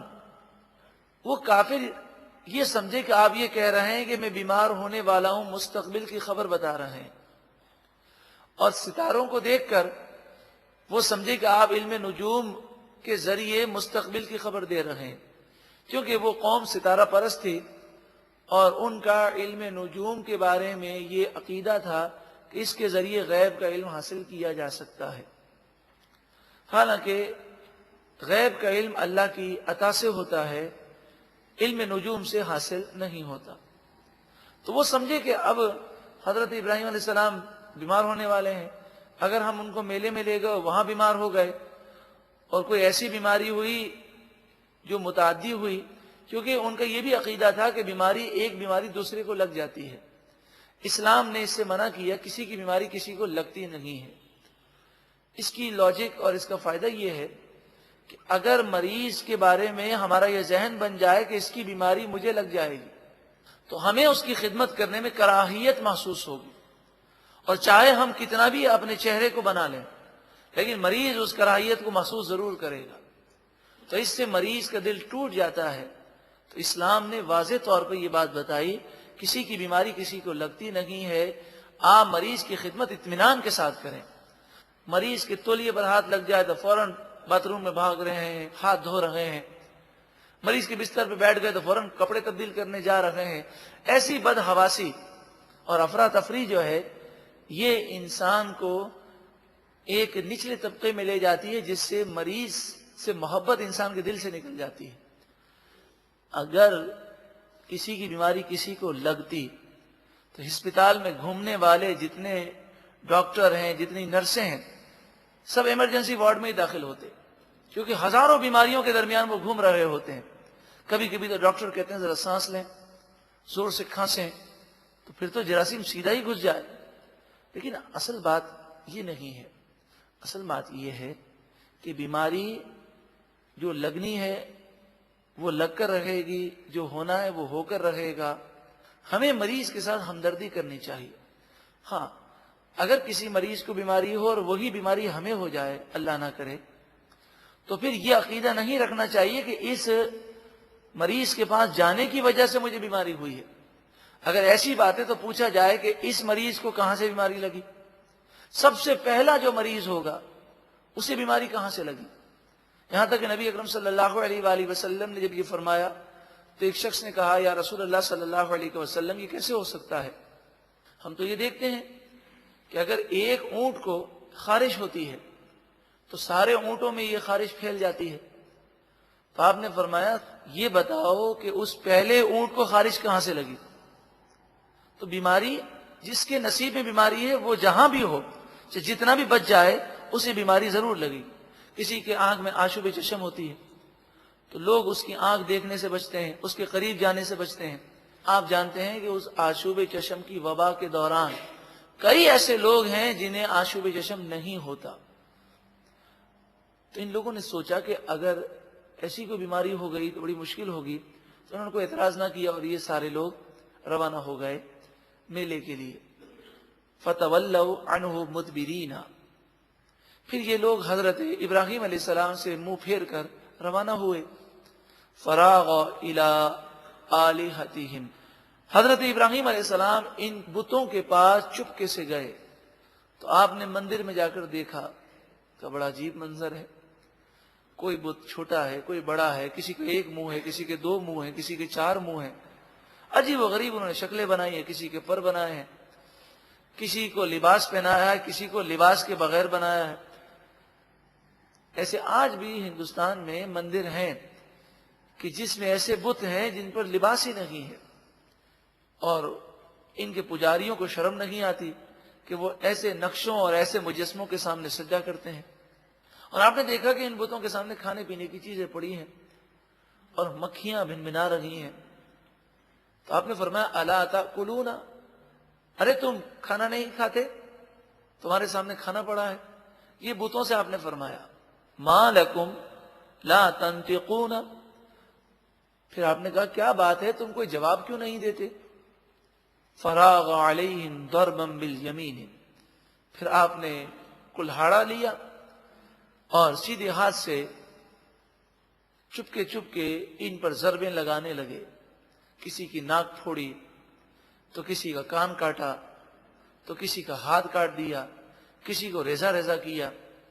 جو بڑا بت تھا اسے آپ نے ایسے ہی رہنے دیا. فَأَقْبَلُوا إِلَيْهِ يَزِفُّونَ. پھر وہ کافر دوڑتے ہوئے حضرت ابراہیم علیہ السلام کی طرف آئے. کچھ کافر جب سب سے پہلے مندر میں پہنچے اور بت خانے میں انہوں نے یہ حال دیکھا تو شور مچا دیا. پھر انہیں یاد آیا کہ جب بوڑھے اور کمزور لوگ آخر میں شہر سے نکل رہے تھے تو ابراہیم علیہ السلام نے یہ کہا تھا کہ آج میں تمہارے جھوٹے خداؤں کا حشر نشر کروں گا. قال اتعبدون ما تنحتون. تو حضرت ابراہیم علیہ السلام نے فرمایا کیا تم ایسے بتوں کی پوجا کرتے ہو جسے خود اپنے ہاتھوں سے بناتے ہو، تراشتے ہو؟ واللہ خلقکم، حالانکہ اللہ نے تمہیں پیدا کیا. وما تعملون، اور جو تم کرتے ہو اس کی طاقت بھی اللہ نے پیدا کی، تو تمہیں اللہ کا شکر کرنا چاہیے. قالوا ابنوا له بنیانا. ان کے پاس کوئی جواب نہ تھا، صرف انہوں نے کہا کہ ان کے لیے ایک عمارت بناؤ، اس میں آگ جلاؤ. فَأَلْقُوهُ فِي الْجَحِيمِ. پھر انہیں اس بھڑکتی ہوئی آگ میں ڈال دو. فَأَرَادُوا بِهِ كَيْدًا. بس انہوں نے مکر و فریب کرنے کا ارادہ کیا اور حضرت ابراہیم علیہ السلام کو نقصان پہنچا کر دین اسلام کی تعلیم کو مٹانے کی کوشش کی. فَجَعَلْنَاهُمُ الْأَسْفَلِينَ. بس ہم نے انہیں ذلیل و رسوا کر دیا، وہ ناکام ہوئے. وَقَالَ إِنِّي ذَاهِبٌ إِلَىٰ رَبِّي سَيَهْدِينِ. آپ نے فرمایا بے شک میں اپنے رب کی طرف جانے والا ہوں، ان قریب وہ میری رہنمائی فرمائے گا. اور آپ نے اس علاقے سے ہجرت فرمائی، عراق سے اب آپ شام کی طرف روانہ ہوئے. رب ہب لی من الصالحین. اے پروردگار مجھے صالحین میں سے بیٹا عطا فرما. حضرت ابراہیم علیہ السلام تو صالح ہیں، آپ نے صالح اور نیک بیٹے کی تمنا کی. اولاد ایک بہت بڑی نعمت ہے. اس کی تمنا اچھی چیز ہے، مگر اس تمنا کے ساتھ یہ بھی فکر ہو کہ نیک صالح اولاد ملے، اور دوسری بات اسے نیک و صالح بنانے کی فکر بھی ہو۔ فَبَشَّرْنَاهُ بِغُلَامٍ حَلِيمٍ، پس ہم نے حضرت ابراہیم علیہ السلام کو سمجھدار دانا بیٹے کی بشارت دی۔ فَلَمَّا بَلَغَ، اب صالح اور نیک بیٹا آپ نے طلب کیا تھا، حضرت اسماعیل علیہ السلام مل گئے۔ حضرت ابراہیم علیہ السلام کی عمر 90 سال سے زائد تھی۔ کئی سالوں کی دعا کے نتیجے میں اسماعیل علیہ السلام ملے۔ فَلَمَّا بَلَغَ مَعَهُ السَّعْيَ، پس جب وہ ان کے ساتھ کام کاج کرنے کے قابل ہوئے، قَالَ يَا بُنَيَّ، اب دیکھیں کئی سالوں کی دعا کے بعد بیٹا ملا ہو، اور اب بیٹا اس قابل ہوا ہو کہ وہ باپ کے ساتھ کام کر سکے اور باپ کی خدمت کر سکے، تو آپ نے خواب دیکھ لیا، اور اس خواب میں آپ کو حکم دیا گیا، اور نبی کا خواب بھی وحی الہی ہے۔ قَالَ يَا بُنَيَّ، آپ نے فرمایا اے میرے پیارے بیٹے۔ یہ آپ نے اس وقت فرمایا کہ جب آپ حضرت اسماعیل علیہ السلام کو لے کر نکلے، آپ نے گھر پہ نہیں بتایا کہ میں کہاں لے جا رہا ہوں، کہا انہیں تیار کر دیجئے، اچھی طرح تیار کر دیا گیا۔ پھر حضرت ابراہیم علیہ السلام اسماعیل علیہ السلام کو لے کر نکلے، اور جب آپ ذبح کرنے کے مقام پر پہنچے تو ثواب کے حصول کے لیے کہ اسماعیل علیہ السلام بھی تیار ہو جائیں تاکہ انہیں بھی ثواب ملے، ورنہ آپ کو تو وہی کرنا تھا جو اللہ کا حکم ہے۔ آپ نے فرمایا یا بنیا انی ارا فی المنام، اے میرے پیارے بیٹے، بے شک میں نے خواب میں یہ دیکھا، مجھے خواب میں یہ دکھایا گیا، انی اذبحک، بے شک میں تجھے ذبح کر رہا ہوں، فانظر ماذا ترى، تو خواب وحی الہی ہے، مجھے ذبح کا حکم ہے، اب تم بتاؤ کہ تمہاری کیا مرضی ہے۔ یہ آپ نے اس لیے فرمایا تاکہ شوق پیدا ہو اور یہ بھی ثواب میں شریک ہو جائیں۔ یہاں پر یہ عرض کر دوں کہ شیطان پیچھے سے حضرت بی بی ہاجرہ کے پاس آیا اور کہنے لگا کہ یہ حضرت ابراہیم کہاں لے گئے ہیں۔ شیطان انسانی شکل میں آیا، آپ نے فرمایا کہ وہ کہہ رہے تھے کہ اس کو تیار کر دو، میرا خیال ہے کسی دوست سے ملاقات کے لیے لے گئے ہوں گے۔ تو کہا کہ اچھا یہ بتائیے انہوں نے چھری کیوں لی ہے اور رسی کیوں لی ہے؟ کہا وہ تو میں نے پوچھا نہیں۔ کہا یہ چھری اور رسی اس لیے لی ہے کہ اسماعیل علیہ السلام کو وہاں باندھ کر وہ ذبح کر دیں گے، ان کو قربان کر دیں گے۔ تو حضرت بی بی ہاجرہ نے کہا یہ کیسے ہو سکتا ہے، وہ تو حضرت اسماعیل علیہ السلام سے بڑی محبت کرتے ہیں، اور باپ ویسے بھی بیٹے کو ذبح نہیں کر سکتا، اور آپ کو تو بڑی محبت ہے۔ کہا بات تو صحیح ہے۔ شیطان نے اصل بات بتا دی، کہا اصل مسئلہ یہ ہے کہ یہ کہتے ہیں کہ مجھے میرے رب نے حکم دیا ہے۔ تو بی بی ہاجرہ پر ہماری مائیں قربان ہوں، ہم بھی قربان ہوں کہ بی بی ہاجرہ نے کہا اگر اللہ کا حکم ہے ایک اسماعیل کے ہزاروں قربان ہیں۔ شیطان یہاں ناکام ہوا۔ حضرت اسماعیل علیہ السلام حضرت ابراہیم علیہ السلام کے ساتھ چل رہے ہیں۔ شیطان نے اسماعیل علیہ السلام سے کہا، دل میں یہ بات آپ کے ڈالی کہ تم کہاں جا رہے ہو؟ تو آپ نے جواب دیا کہ میرا خیال ہے میرے والد کسی دوست سے ملاقات کے لیے لے جا رہے ہیں۔ کہ یہ رسی اور چھری کیوں ہے؟ کہ یہ تو معلوم نہیں۔ کہ یہ تمہیں ذبح کرنا چاہتے ہیں۔ آپ نے کہا کیسے ہو سکتا ہے؟ کہ اصل بات یہ ہے کہ یہ تو نہ کریں، مگر یہ کہتے ہیں مجھے میرے رب کا حکم ہے۔ تو اسماعیل علیہ السلام نے بھی فرمایا اگر میرے رب کا حکم ہے تو ایک اسماعیل کیا میری ہزاروں جانیں قربان ہیں۔ اب جب حضرت ابراہیم علیہ السلام نے اس راز کو کھولا اور کہا مجھے حکم ہے، میں اس لیے لایا ہوں، قربان جائیے، کیسے صالح تھے حضرت اسماعیل علیہ السلام۔ قال یا ابت افعل ما تؤمر، کہا اے میرے والد آپ کیجئے جس کا آپ کو حکم دیا گیا۔ ستجدنی انشاء اللہ من الصابرین، ان قریب آپ انشاءاللہ مجھے صبر کرنے والا پائیں گے۔ پھر کہا ابا جان ذبح جب کسی کو کیا جاتا ہے تو سیدھا لٹا کر گلے سے کیا جاتا ہے، لیکن آپ مجھے الٹا لٹائیں اور مجھے ذبح پیچھے سے کریں، گدی سے کریں، تاکہ آپ کے لیے آسان بھی ہو اور مجھے پاؤں ہلانے میں بھی آسانی نہ ہو۔ میں اللہ کی راہ میں اس طرح ذبح ہو جاؤں کہ کل بروز قیامت مجھے یہ نہ کہا جائے کہ تڑپ رہا تھا۔ میرے ہاتھ پاؤں باندھ دیں تاکہ جب میری روح نکلے تو میں اپنے ہاتھ پاؤں نہ ماروں، اللہ کی راہ میں صابر بن کر جاؤں۔ پھر کہا ابا جان اپنی آنکھوں پر پٹی باندھ لیں، کہیں ایسا نہ ہو کہ میری محبت آپ کو اللہ کے حکم پر عمل کرنے سے روک دے۔ سب کچھ کر لیا گیا، چھری اٹھا لی گئی۔ ایک روایت میں آتا ہے کہ چھری گلے پر رکھ دی گئی۔ اب چلنے میں کتنی دیر لگتی ہے؟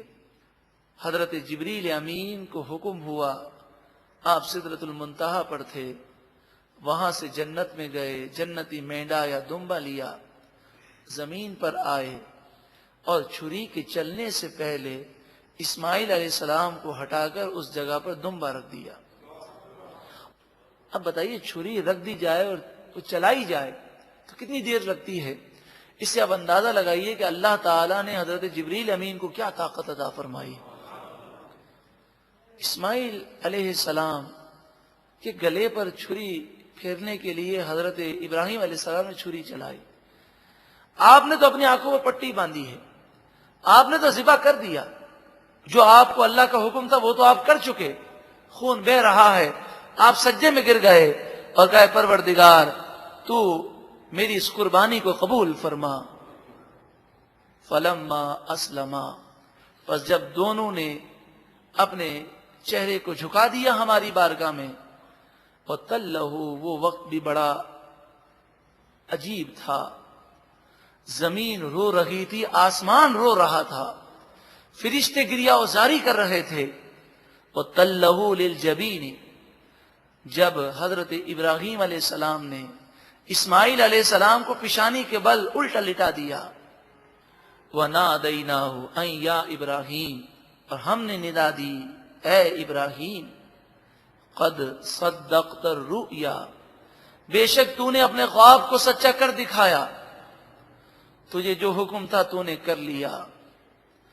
اس میں درس ہے اے ابراہیم علیہ السلام کی محبت میں اور حضور کی سنت پر عمل کرتے ہوئے اور اس واجب کو ادا کرنے والے جو ہر سال ہم قربانی کرتے ہیں، یہ اس یاد کو یاد دلا رہا ہے کہ یہ قربانی کوئی ایک رسم نہیں ہے، گویا کہ ہم جانور کے گلے پر چھری پھیر کر اس وقت کو یاد کرتے ہیں کہ ابراہیم علیہ السلام نے اللہ کے حکم پر اپنی اولاد کی پرواہ نہ کی۔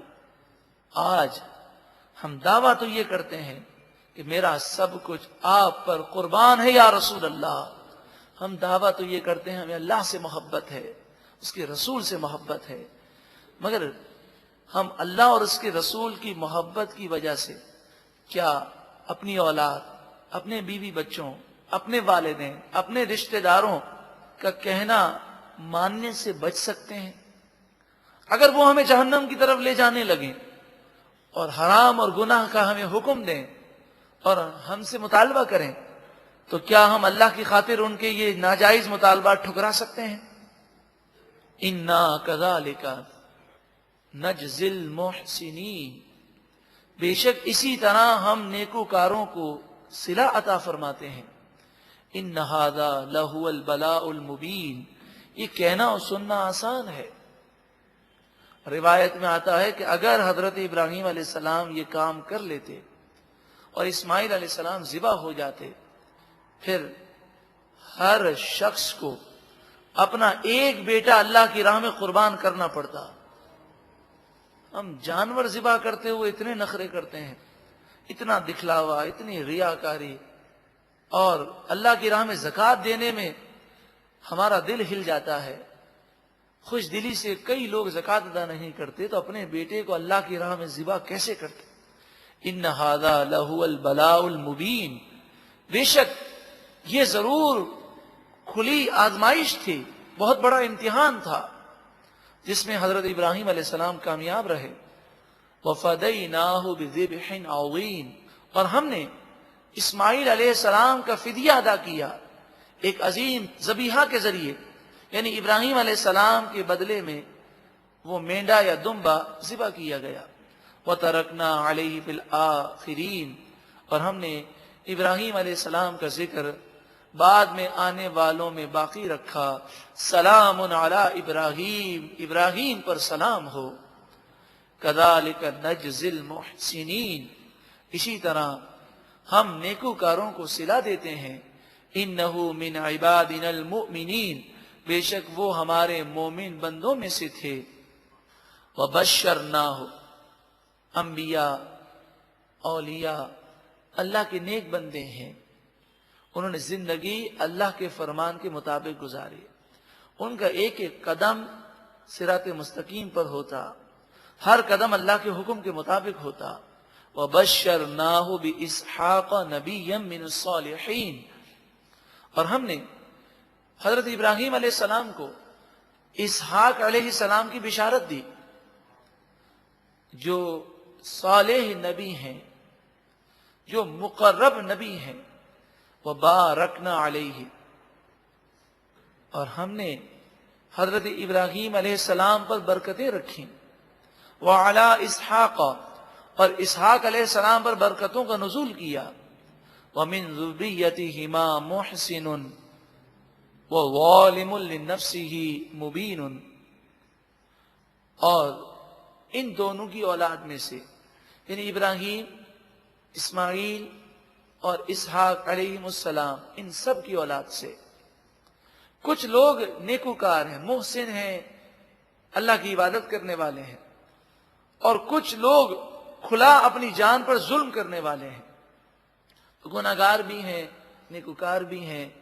جو ایمان والے ہیں، نیکوکار ہیں، وہ اپنے آباء و اجداد ابراہیم، اسماعیل اور اسحاق علیہ السلام کے نقش قدم پر ہیں، اور جو ایمان سے محروم ہیں انہیں نسب کوئی فائدہ نہیں دے گا۔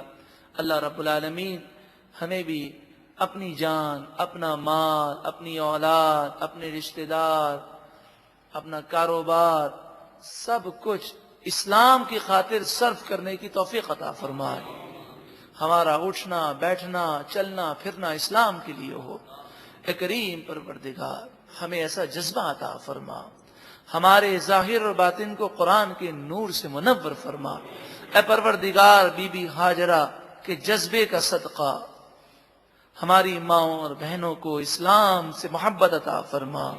حضرت اسماعیل علیہ السلام کی نیکی کا صدقہ، ان کی قربانی کا صدقہ، اے کریم پروردگار ہماری اولاد کو نیک و صالح بنا، ہماری آنکھوں کی ٹھنڈک بنا۔ حضرت ابراہیم علیہ السلام کی قربانی اور جذبے کا صدقہ، اے کریم پروردگار ہمیں بھی قرآن کی دعوت عام کرنے کا جذبہ عطا فرما۔ دونوں جہاں کی خیر، عافیت و سلامتی عطا فرما۔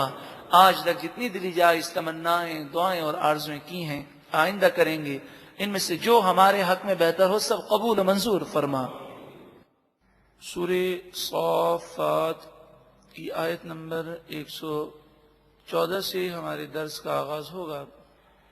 یہ سورہ صافات کا چوتھا رکوع اور 23ویں پارے کا 8واں رکوع ہے۔ وَلَقَدْ مَنَنَّا عَلَى مُوسَى وَهَارُونَ، اور بے شک ہم نے حضرت موسیٰ اور حضرت ہارون پر احسان فرمایا، رب العالمین نے ان پر فضل اور کرم فرمایا، انہیں مقام اور مرتبہ عطا فرمایا۔ وَنَجَّيْنَاهُمَا وَقَوْمَهُمَا مِنَ الْكَرْبِ الْعَظِيمِ، اور ہم نے ان دونوں کو اور ان دونوں کی قوم کو بڑی پریشانی سے نجات عطا فرمائی، یعنی فرعون اور اس کے لشکر کو غرق کیا اور مسلمانوں کو نجات عطا فرمائی۔ وَنَصَرْنَاهُمْ، اور ہم نے ان کی مدد فرمائی۔ فَكَانُوا هُمُ الْغَالِبِينَ، پس وہ غالب ہو گئے انہیں فتح و نصرت مل گئی۔ اللہ تعالیٰ نے اپنی نعمت کا ذکر فرمایا کہ جب وہ چاہتا ہے تو کمزوروں کو طاقت عطا فرماتا ہے اور ظالموں کو کیفر کردار تک پہنچاتا ہے۔ وَآتَيْنَاهُمَ الْكِتَابَ الْمُسْتَبِينَ، اور ہم نے ان دونوں کو روشن کتاب یعنی توریت عطا فرمائی۔ وَهَدَيْنَاهُمَ الصِّرَاطَ الْمُسْتَقِيمَ، اور ہم نے ان دونوں کو سیدھے راستے کی طرف ثابت قدم رکھا۔ وَتَرَكْنَا عَلَيْهِمَا فِي الْآخِرِينَ، اور ہم نے ان دونوں کا ذکر بعد میں آنے والوں میں باقی رکھا۔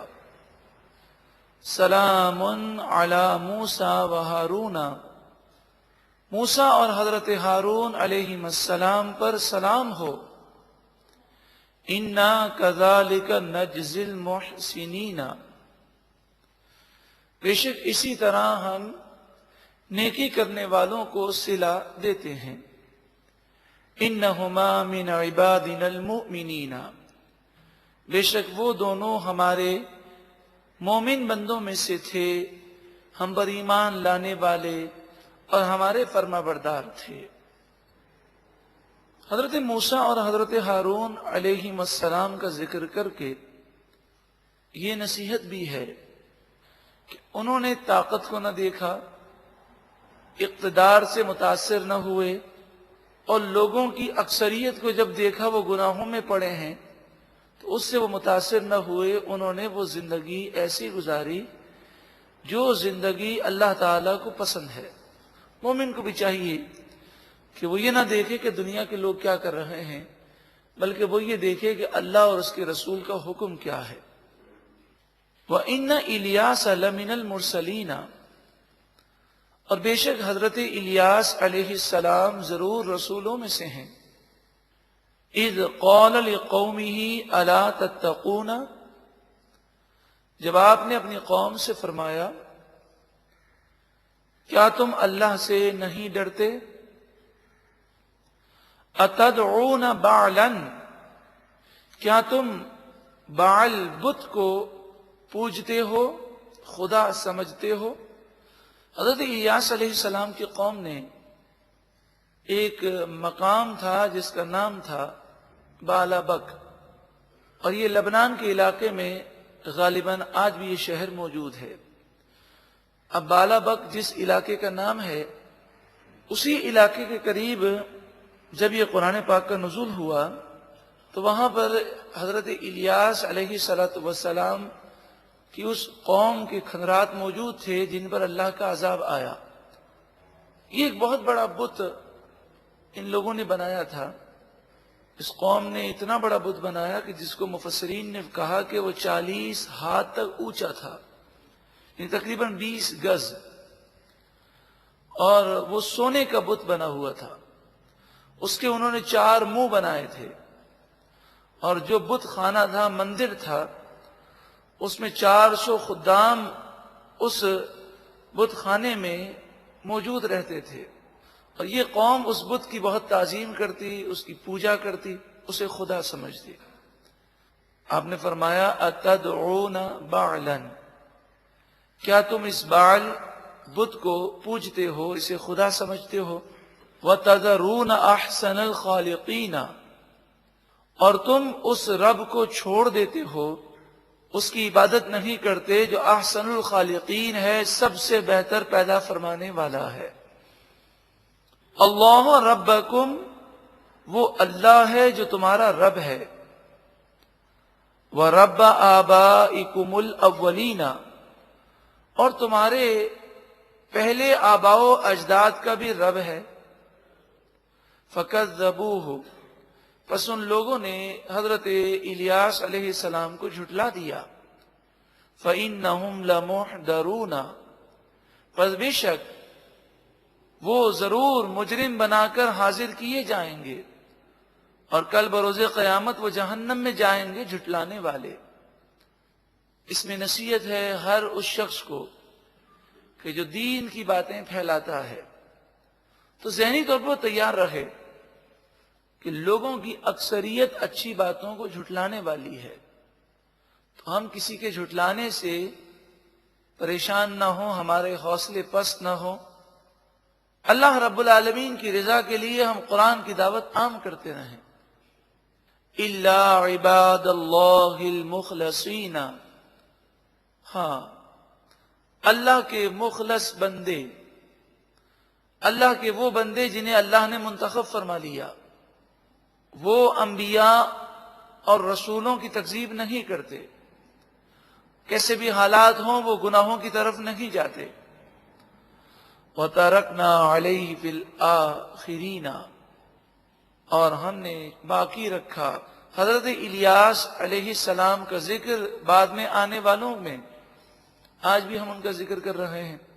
تو پوری قوم ہلاک ہو گئی سوائے عباد اللہ المخلصین، جو اللہ کے نیک بندے تھے، ایمان لانے والے تھے، وہ ہلاکت سے بچ گئے۔ سلام علی الیاسین، حضرت الیاس علیہ السلام پر سلام ہو۔ انا کذالک نجزی المحسنین، بے شک اسی طرح ہم نیکوکاروں کو صلہ دیتے ہیں۔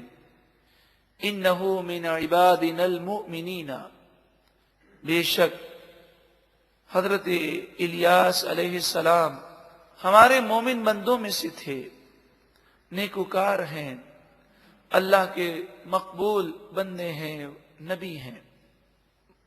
بات اپنے ذہن میں رکھیں کہ ساری دنیا یا سارا معاشرہ اگر گناہوں میں پڑ جائے پھر بھی گناہ کرنے کے لیے یہ عذر نہیں ہے، یہ بہانہ کل بروز قیامت کام نہیں آئے گا۔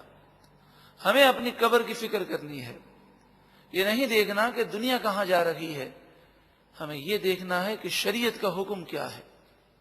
وَإِنَّ لُوطًا، اور بے شک حضرت لوط علیہ السلام لمن المرسلین، ضرور وہ بھی رسول ہیں۔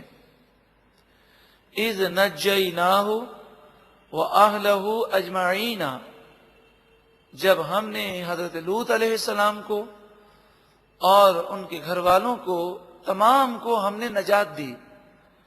الا عجوزا فی الغابرین، مگر ایک بڑھیا جو آپ کی بیوی تھی لیکن منافقہ تھی، وہ پیچھے رہنے والوں میں رہ گئی۔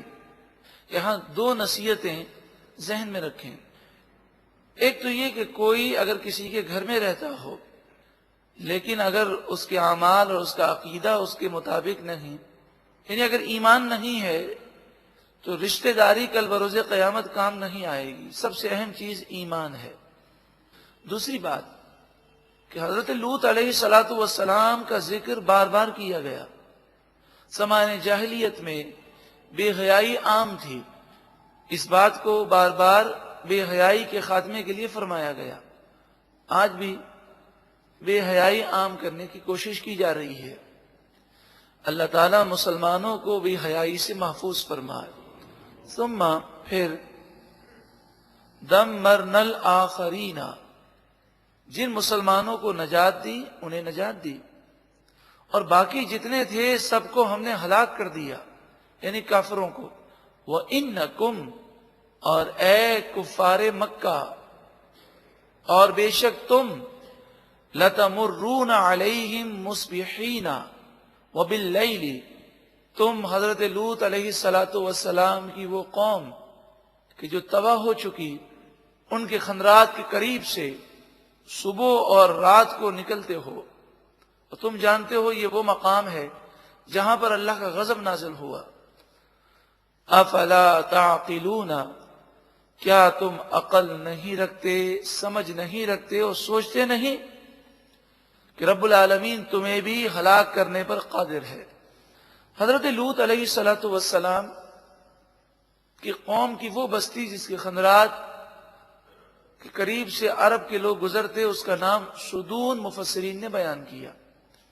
سورہ شعراء آیت نمبر 160 سے 175 تک حضرت لوط علیہ السلام کا قصہ اور واقعہ ہم پہلے سن چکے، تو کئی صورتوں میں ہے، سورہ شعراء میں بھی آپ کا واقعہ تفصیل کے ساتھ ہے، آیت نمبر 160 سے لے کر 175 تک۔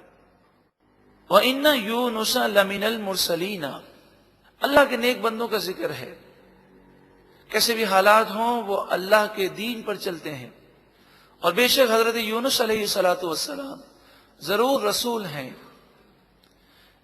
اذ ابق الى الفلک المشحون، جب وہ اپنی بستی سے نکل کر ایک بھری ہوئی کشتی میں سوار ہوئے، فساہما، پس قرآن اندازی کی گئی، قرآن ڈالا گیا، فکان من المدحضین، تو آپ کو دریا میں ڈال دیا گیا۔ ایک روایت یہ بھی ہے کہ کشتی بھری ہوئی تھی اور پھر موجیں آنے لگیں، تو کشتی کا وزن کم کرنا ضروری تھا، تو ملاح نے یہ کہا کہ ایک آدمی کا وزن کم کرنا ضروری ہے ورنہ سب ہلاک ہو جائیں گے، ایک آدمی کی جان ضائع کر دی جائے اور اتنی جانیں بچا لی جائیں، تو اب کس کو ڈالا جائے؟ تو قرآن اندازی کی گئی، تینوں مرتبہ قرآن اندازی کرتے ہوئے حضرت یونس علیہ السلام کا نام آیا اور آپ کو انہوں نے دریا میں ڈال دیا۔ فَالْتَقَمَهُ الْحُوتُ، پس ایک بڑی مچھلی نے، حوت کے معنی بڑی مچھلی، اور التقم نگل لیا، فَالْتَقَمَهُ الْحُوتُ، ایک بڑی مچھلی نے آپ کو نگل لیا، وَهُوَ مُلِيمٌ، اس وقت آپ اپنے آپ کو ملامت کرنے والے تھے۔ یہ اللہ کے نیک بندوں کی عاجزی ہے کہ وہ کتنی بھی نیکیاں کریں ان میں نفس لوامہ ہوتا ہے۔ نفس لوامہ کی یہ معنی ہے کہ وہ نیکی کر کے نیکی کو بھول جاتا ہے اور نیکی کرنے کے باوجود اپنے آپ کو گناہگار سمجھتا ہے۔ وہ اپنی نیکی پر غرور نہیں کرتے، وہ گناہوں سے پاک ہونے کے باوجود اپنے آپ کو خطا کار سمجھتے ہیں، جیسے حضرت عمر رضی اللہ تعالیٰ عنہ، جن کا مشہور واقعہ ہے کہ آپ تنکا اٹھاتے اور اس قدر روتے کہ تنکا اٹھا کر کہتے کہ کاش میں دنیا میں پیدا نہ ہوتا، میں ایک تنکا ہوتا۔ حالانکہ آپ قطعی جنتی ہیں، حضور نے آپ کو جنت کی بشارت دی ہے۔ آپ کے متعلق حضور کا یہ فرمان ہے کہ شیطان حضرت عمر کو بہکا نہیں سکتا، بلکہ جس گلی سے حضرت عمر گزرے اس گلی میں شیطان نہیں آ سکتا۔ اس قدر آپ کا رعب و دبدبہ ہے، تو حضرت عمر جس گلی میں ہو اس گلی میں شیطان بہکانے کے لیے کسی کو نہ آ سکے، تو حضرت عمر کی کس قدر شان ہوگی۔ لیکن یہ نفس لوامہ ہے کہ نیکی کرنے کے باوجود بھی اپنے آپ کو ملامت کرنا۔ یہی سوچ قرآن ہمیں دیتا ہے۔ ہم تو گناہ کر کے بھی اپنے آپ کو نیک سمجھتے ہیں۔ اس کی سب سے بڑی وجہ یہ ہے کہ ہمیں اپنے گناہ یاد نہیں رہتے، ہمیں اپنی نیکیاں یاد رہتی ہیں۔ تو جب چند گنتی کی ہماری نیکیاں ہمارے تصور میں ہیں تو اس وجہ سے ہمیں اپنے گناہ کی طرف توجہ نہیں ہماری، اور ہم اپنے آپ کو نیک سمجھتے ہیں۔ فَلَوْلَا أَنَّهُ كَانَ مِنَ الْمُسَبِّحِينَ، بس اگر وہ تسبیح نہ کرتے اور اللہ کو یاد نہ کرتے، لَلَبِثَ فِي بَطْنِهِ إِلَى يَوْمِ يُبْعَثُونَ، تو مچھلی کے پیٹ میں اس وقت تک رہتے، اس دن تک رہتے جس دن لوگ اٹھائے جائیں گے، یعنی کل بروز قیامت تک آپ مچھلی کے پیٹ میں رہتے۔ مراد یہ ہے کہ اگر کوئی دریا میں گر جائے، اول تو اس کے زندہ رہنے کی کوئی امید باقی نہیں رہتی، پھر اگر وہ مچھلی اسے نگل لے تو مچھلی کے پیٹ میں زندہ رہنا یہ بظاہر بہت مشکل ہے، لیکن آپ 40 دن تک اللہ کے ذکر کی برکتوں سے مچھلی کے پیٹ میں زندہ رہے، اور پھر مچھلی نے آپ کو 40 دنوں کے بعد ساحل سمندر پر آپ کو رکھ دیا۔ فَنَبَذْنَاهُ بِالْعَرَاءِ، پھر ہم نے انہیں چٹیل میدان میں رکھ دیا. وَهُوَ سَقِيمٌ، اس وقت وہ بیمار تھے. مچھلی کے پیٹ میں رہنے کی وجہ سے آپ کی کھال اس قدر نرم تھی کہ جیسے ایک دن کے بچے کی کھال نرم ہوتی ہے. آپ کے جسم کے سارے بال، ناخن وغیرہ سب آپ کے جھڑ چکے تھے. وَأَنبَتْنَا عَلَيْهِ شَجَرَةً مِّن يَقْطِينٍ، اور ہم نے ان کے پاس ایک درخت اگایا. مِّن يَقْطِينٍ، یقطین کے معنی کدو شریف، تو کدو کا درخت آپ کے لیے اگایا گیا. نبی اکرم صلی اللہ علیہ وآلہ وسلم کو کدو شریف بہت پسند ہے. حضور کی پسند کی وجہ سے ہی عشاق جب کدو کا ذکر کرتے ہیں تو شریف لگاتے ہیں. شریف کی یہاں معنی ہے شرف والی، عزت والی. یہ وہ سبزی ہے جو شرف والی ہے، عظمت والی ہے. نبی اکرم صلی اللہ علیہ وآلہ وسلم کے بارے میں حضرت انس روایت کرتے ہیں کہ نبی اکرم صلی اللہ علیہ وآلہ وسلم جب حضرت ابو ایوب انصاری رضی اللہ تعالی عنہ کے گھر مبارک پر جلوہ افروز تھے اور مدینہ منورہ آپ کی حاضری ہوئی تھی، آپ تشریف لائے تھے، تو حضرت ابو ایوب انصاری کے گھر پر حضرت انس نے یہ منظر دیکھا کہ نبی اکرم صلی اللہ علیہ وآلہ وسلم سالن میں سے کسی چیز کو ڈھونڈ رہے ہیں اور سالن میں سے ڈھونڈ ڈھونڈ کر کدو شریف کے ٹکڑے مبارک آپ نکال رہے ہیں اور اسے بڑے شوق سے تناول فرما رہے ہیں. حضرت انس کہتے ہیں کہ وہ واقعہ ہے، وہ دن اور آج کا دن ہے، مجھے تمام کھانوں میں کدو شریف سب سے زیادہ پسند ہے. یعنی صحابہ کرام کی سوچ یہ تھی کہ ہمارے محبوب کی پسند ہماری پسند ہے اور حضور کی ناپسند ہماری ناپسند ہے. تو کدو شریف جسمانی طور پر بھی، روحانی طور پر بھی بہت ہی مفید ہے. کاش ایسا ہو جائے کہ حضور کی محبت میں ہم اس پیاری سبزی کو اپنے گھر میں داخلہ دیں اور ہمارے ہر کھانے میں کچھ نہ کچھ حصہ اس کا موجود ہو. میڈیکل سائنس کی روح سے جو ہر کھانے میں کدو کا استعمال کرے گا وہ دل کی بیماریوں سے انشاءاللہ محفوظ رہے گا. کدو کی بیل ہوتی ہے، درخت نہیں ہوتا، لیکن حضرت یونس علیہ الصلوۃ والسلام کے لیے یہ درخت اگایا گیا شجرتن، جتنا آوا درخت تھا، جس کے بڑے بڑے پتے تھے، مکھیوں سے اور گرد و غبار سے وہ پتے آپ کو محفوظ رکھیں اور آپ کو سایہ دیں. روزانہ ایک بکری آپ کے پاس آتی اور آپ انتہائی علیل تھے تو وہ اپنا تھن آپ کے منہ میں دیتی. اس طرح اللہ تبارک و تعالی نے آپ کے کھانے اور پینے کا انتظام فرمایا. وَأَرْسَلْنَاهُ إِلَىٰ مِئَةِ أَلْفٍ، اور ہم نے آپ کو، میہ کے معنی 100، الف معنی 1000، 100,000 کتنے ہو گئے؟ 1,00,000. او یزیدون، یزیدون کے معنی اور زیادہ، اور ہم نے آپ کو 1,00,000 سے زائد افراد کی طرف نبی بنا کر بھیجا. انہیں آپ نے تبلیغ دین فرمائی. فآمنوا، پس وہ لوگ ایمان لائے. فمتعناہم الی حین، پھر ہم نے انہیں ایک وقت تک دنیا میں برتنا دیا، ایک وقت تک وہ دنیا کے فوائد اٹھاتے رہے. وہ لوگ جو حضرت یونس علیہ السلام پر ایمان لائے تو دنیا کے اندر وہ ایک اچھی زندگی گزارتے رہے اور پھر ایک نہ ایک دن تو سب کو مرنا ہے.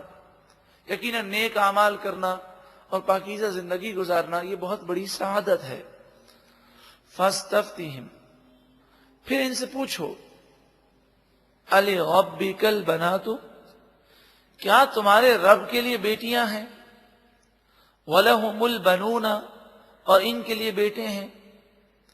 یعنی خود تو بیٹوں کو پسند کرتے ہیں، بیٹی پیدا ہو تو اسے بوجھ سمجھتے ہیں، لیکن اللہ کے بارے میں یہ کہتے ہیں کہ اللہ کی بیٹیاں ہیں. نعوذ باللہ من ذالک، وہ فرشتوں کو اللہ کی بیٹیاں کہتے ہیں. مفسرین بیان کرتے ہیں کہ عرب کے جوہینہ، سلیم، فزاعہ، بنی ملیح، یہ چند قبائل تھے جن کا یہ عقیدہ تھا۔ یہاں پر ایک بات عرض کر دوں کہ پیچھے حضرت یونس علیہ الصلوۃ والسلام کا ذکر ہم نے سنا، اس کا تفصیلی واقعہ سورہ انبیاء آیت نمبر 87 اور 88 کے درمیان واقعہ موجود ہے، جہاں پر ہم اس کی تفصیل سن چکے ہیں۔ سورہ انبیاء آیت نمبر 87 اور 88، یہاں پر یہ بات چل رہی ہے کہ مشرکین نے اس قدر غلط بات کہی کہ اللہ کے بارے میں وہ کہتے ہیں کہ اللہ کی بیٹیاں ہیں۔ اگر انہیں اپنے رب سے محبت ہے تو جو چیز اپنے لیے پسند کرتے ہیں اس کے برخلاف وہ اللہ کے لیے بیٹیاں قرار دیتے ہیں، حالانکہ وہ بیٹوں سے بھی پاک ہے اور بیٹیوں سے بھی پاک ہے۔ یا خلقنا الملائکۃ اناسا، ہم نے فرشتوں کو مؤنث بنایا، وہم شاہدون، اور اس وقت وہ موجود تھے۔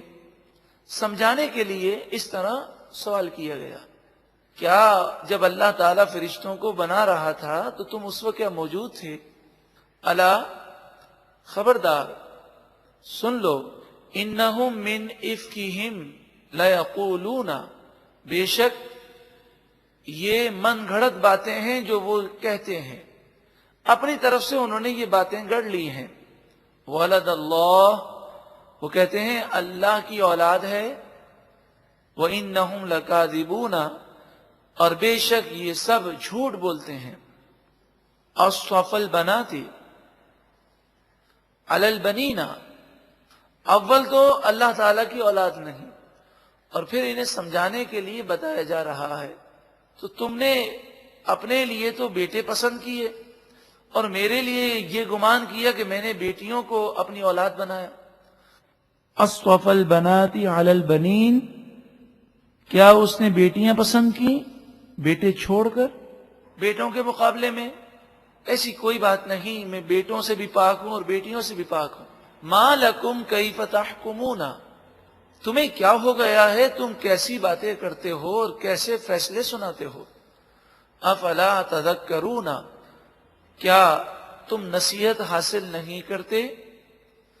ام لکم سلطان مبین، کیا تمہارے پاس کوئی کھلی دلیل ہے؟ کسی کتاب میں لکھا ہو، آسمانی کتاب میں، یا کوئی اور دلیل ہو تو بتاؤ۔ فَأْتُوا بِكِتَابِكُمْ، لاؤ تم اپنی کتاب، اپنے دلائل، ان کنتم صادقین، اگر تم اپنے دعوے میں سچے ہو۔ پھر مشرکین مکہ میں ایک قسم یہ بھی تھی کہ جب ان سے یہ پوچھا جاتا کہ اللہ تعالی کی اگر بیٹیاں فرشتے ہیں تو اللہ تعالی کے یہاں بیٹیوں کی ولادت کیسے ہوئی؟ تو وہ نعوذ باللہ من ذالک کہتے کہ اللہ تعالیٰ نے جنات میں سے کسی جن سے شادی کی، نعوذ باللہ من ذالک۔ وَجَعَلُوا بَيْنَهُ وَبَيْنَ الْجِنَّةِ نَسَبًا، اور یہ ظالم اللہ اور جنات کے درمیان نسب بیان کرتے ہیں، رشتہ بیان کرتے ہیں، حالانکہ یہ جھوٹ ہے۔ رب العالمین ان باتوں سے پاک ہے۔ وَلَقَدْ عَلِمَتِ الْجِنَّةُ إِنَّهُمْ لَمُحْضَرُونَ، اور بے شک جنات یہ بات جانتے ہیں، بے شک وہ کل بروز قیامت حاضر کیے جائیں گے، اور جس نے سرکشی کی ہوگی اسے جہنم میں ڈالا جائے گا۔ سبحان اللہ عما یصفون، پاک ہے اللہ تعالی ان تمام باتوں سے جو وہ کہتے ہیں۔ الا عباد اللہ المخلصین، مگر اللہ کے وہ بندے کہ جو مخلص ہیں، جنہیں اللہ نے منتخب فرمایا، ان کے دل میں نیکی کی محبت کو پیدا فرمایا، وہ ایسی باتیں کبھی نہیں کہتے۔ فَإِنَّكُمْ وَمَا تَعْبُدُونَ، پس بے شک اے کافروں تم اور جن بتوں کی تم پوجا کرتے ہو، یہ سارے بت سب مل کر بھی، ما انتم علیہ بفاتنین، تم اس بات کی طاقت نہیں رکھتے کہ تم اللہ کے خلاف کسی کو بہکا سکو۔ تم سارے مل کر بھی جسے اللہ ہدایت دے اسے تم گمراہ نہیں کر سکتے۔ اللہ کے مخلص بندوں کو تم راہ ہدایت سے نہیں ہٹا سکتے. الا من هو صال الجحیم، تمہاری باتیں تو صرف وہی مانے گا جو جہنم میں جانے والا ہے. اور فرشتوں کو جب یہ معلوم ہوا کہ یہ مشرکین ہمیں خدا کی بیٹیاں کہتے ہیں، تو فرشتوں نے کہا وما منا الا له مقام معلوم، ہمارے لیے تو ایک مقام معلوم ہے، ہم تو اللہ تعالیٰ کے حکم کے پابند ہیں اور اللہ نے ہمیں مقام و مرتبہ دیا، ہم اللہ کی بیٹیاں نہیں ہیں. وَإِنَّا لَنَحْنُ الصَّافُّونَ، بے شک ہم تو اپنے پروں کو پھیلائے ہوئے حکم کے منتظر ہیں. وَإِنَّا لَنَحْنُ الْمُسَبِّحُونَ، اور بے شک ضرور ہم تو اللہ کی تسبیح کرنے والے اور اس کی تعریف کرنے والے ہیں. وَإِن كَانُوا لَيَقُولُونَ، اور بے شک یہ کافر کہتے ہیں لو ان عندنا ذکر من الاولین، اگر ہمارے پاس پہلے لوگوں جیسی کتابیں آئی ہوتی، لَكُنَّا عِبَادَ اللَّهِ الْمُخْلَصِينَ، تو ضرور ہم اللہ کے مخلص بندے بن جاتے، نیک بندے بن جاتے. یہ کافر کہا کرتے کہ اگر کتابیں ہم پر نازل ہوتی تو ہم ایسا نہ کرتے جیسے یہودیوں اور عیسائیوں نے کیا. جب قرآن آ گیا فَكَفَرُوا بِهِ، پس ان کافروں نے قرآن کا انکار کیا. فَسَوْفَ يَعْلَمُونَ، پس ان قریب وہ جان لیں گے کہ اس انکار کا نقصان کتنا بڑا ہے. وَلَقَدْ سَبَقَتْ كَلِمَتُنَا، اور بے شک ہمارے کلمات سبقت لے گئے. لِعِبَادِنَا الْمُرْسَلِينَ، ہمارے رسول بندوں کے لیے، یعنی ہم نے ان سے وعدہ کیا کہ تمہیں ہم اجر و ثواب دیں گے اور دین اسلام کو غالب کریں گے، تو دین اسلام غالب آیا. انہم لہم المنصورون، بے شک ان لوگوں کی مدد کی گئی، انبیاء رسولوں کی مدد کی گئی، اور جو ان کے نقش قدم پر چلے اللہ تعالیٰ ان کی بھی مدد فرمائے گا. وَإِنَّ جُنْدَنَا لَهُمُ الْغَالِبُونَ، اور بے شک ہمارا لشکر ہی غالب آئے گا، اللہ والے ہی کامیاب ہوں گے. فَتَوَلَّ عَنْهُمْ، پس ان سے اعراض کر لو، ان سے چشم پوشی کرو. حَتَّى حین، ایک وقت تک، انہیں مہلت جب تک ہے تم ان سے اعراض کر لو، پھر دیکھو ان کا انجام کیسا ہوتا ہے. وَأَبْصِرْهُمْ، اور تم ان کا انتظار کرو. فَسَوْفَ يُبْصِرُونَ، پھر ان قریب وہ اللہ کے عذاب کو دیکھ لیں گے. جب یہ آیت نازل ہوئی تو کافروں نے بڑا مذاق اڑایا اور کہنے لگے یہ عذاب ابھی آپ لے آئیں، ہمیں مہلت نہیں چاہیے. أَفَبِعَذَابِنَا يَسْتَعْجِلُونَ، کیا ہمارے عذاب کے ساتھ وہ جلدی مچاتے ہیں، انہیں ہمارا عذاب جلدی چاہیے. فَإِذَا نَزَلَ بِسَاحَتِهِمْ، جب یہ عذاب ان کے گھر میں داخل ہوگا، ان کے صحن میں اترے گا. فَسَاءَ صَبَاحُ الْمُنذَرِينَ، تو وہ ان لوگوں کے لیے بہت بری صبح ہوگی. منذرین جنہیں ڈرایا گیا، تو یہ کافر جنہیں ڈرایا گیا پھر بھی ڈرتے نہیں، تو عذاب کی صبح ان کے لیے بہت بری صبح ہوگی. وَتَوَلَّ عَنْهُمْ، اور آپ ان سے اعراض کر لیں. حَتَّى حین، ایک وقت تک. وَأَبْصِرْ، اور آپ انتظار کریں. فَسَوْفَ يُبْصِرُونَ، پس ان قریب وہ اللہ کے عذاب کو دیکھ لیں گے.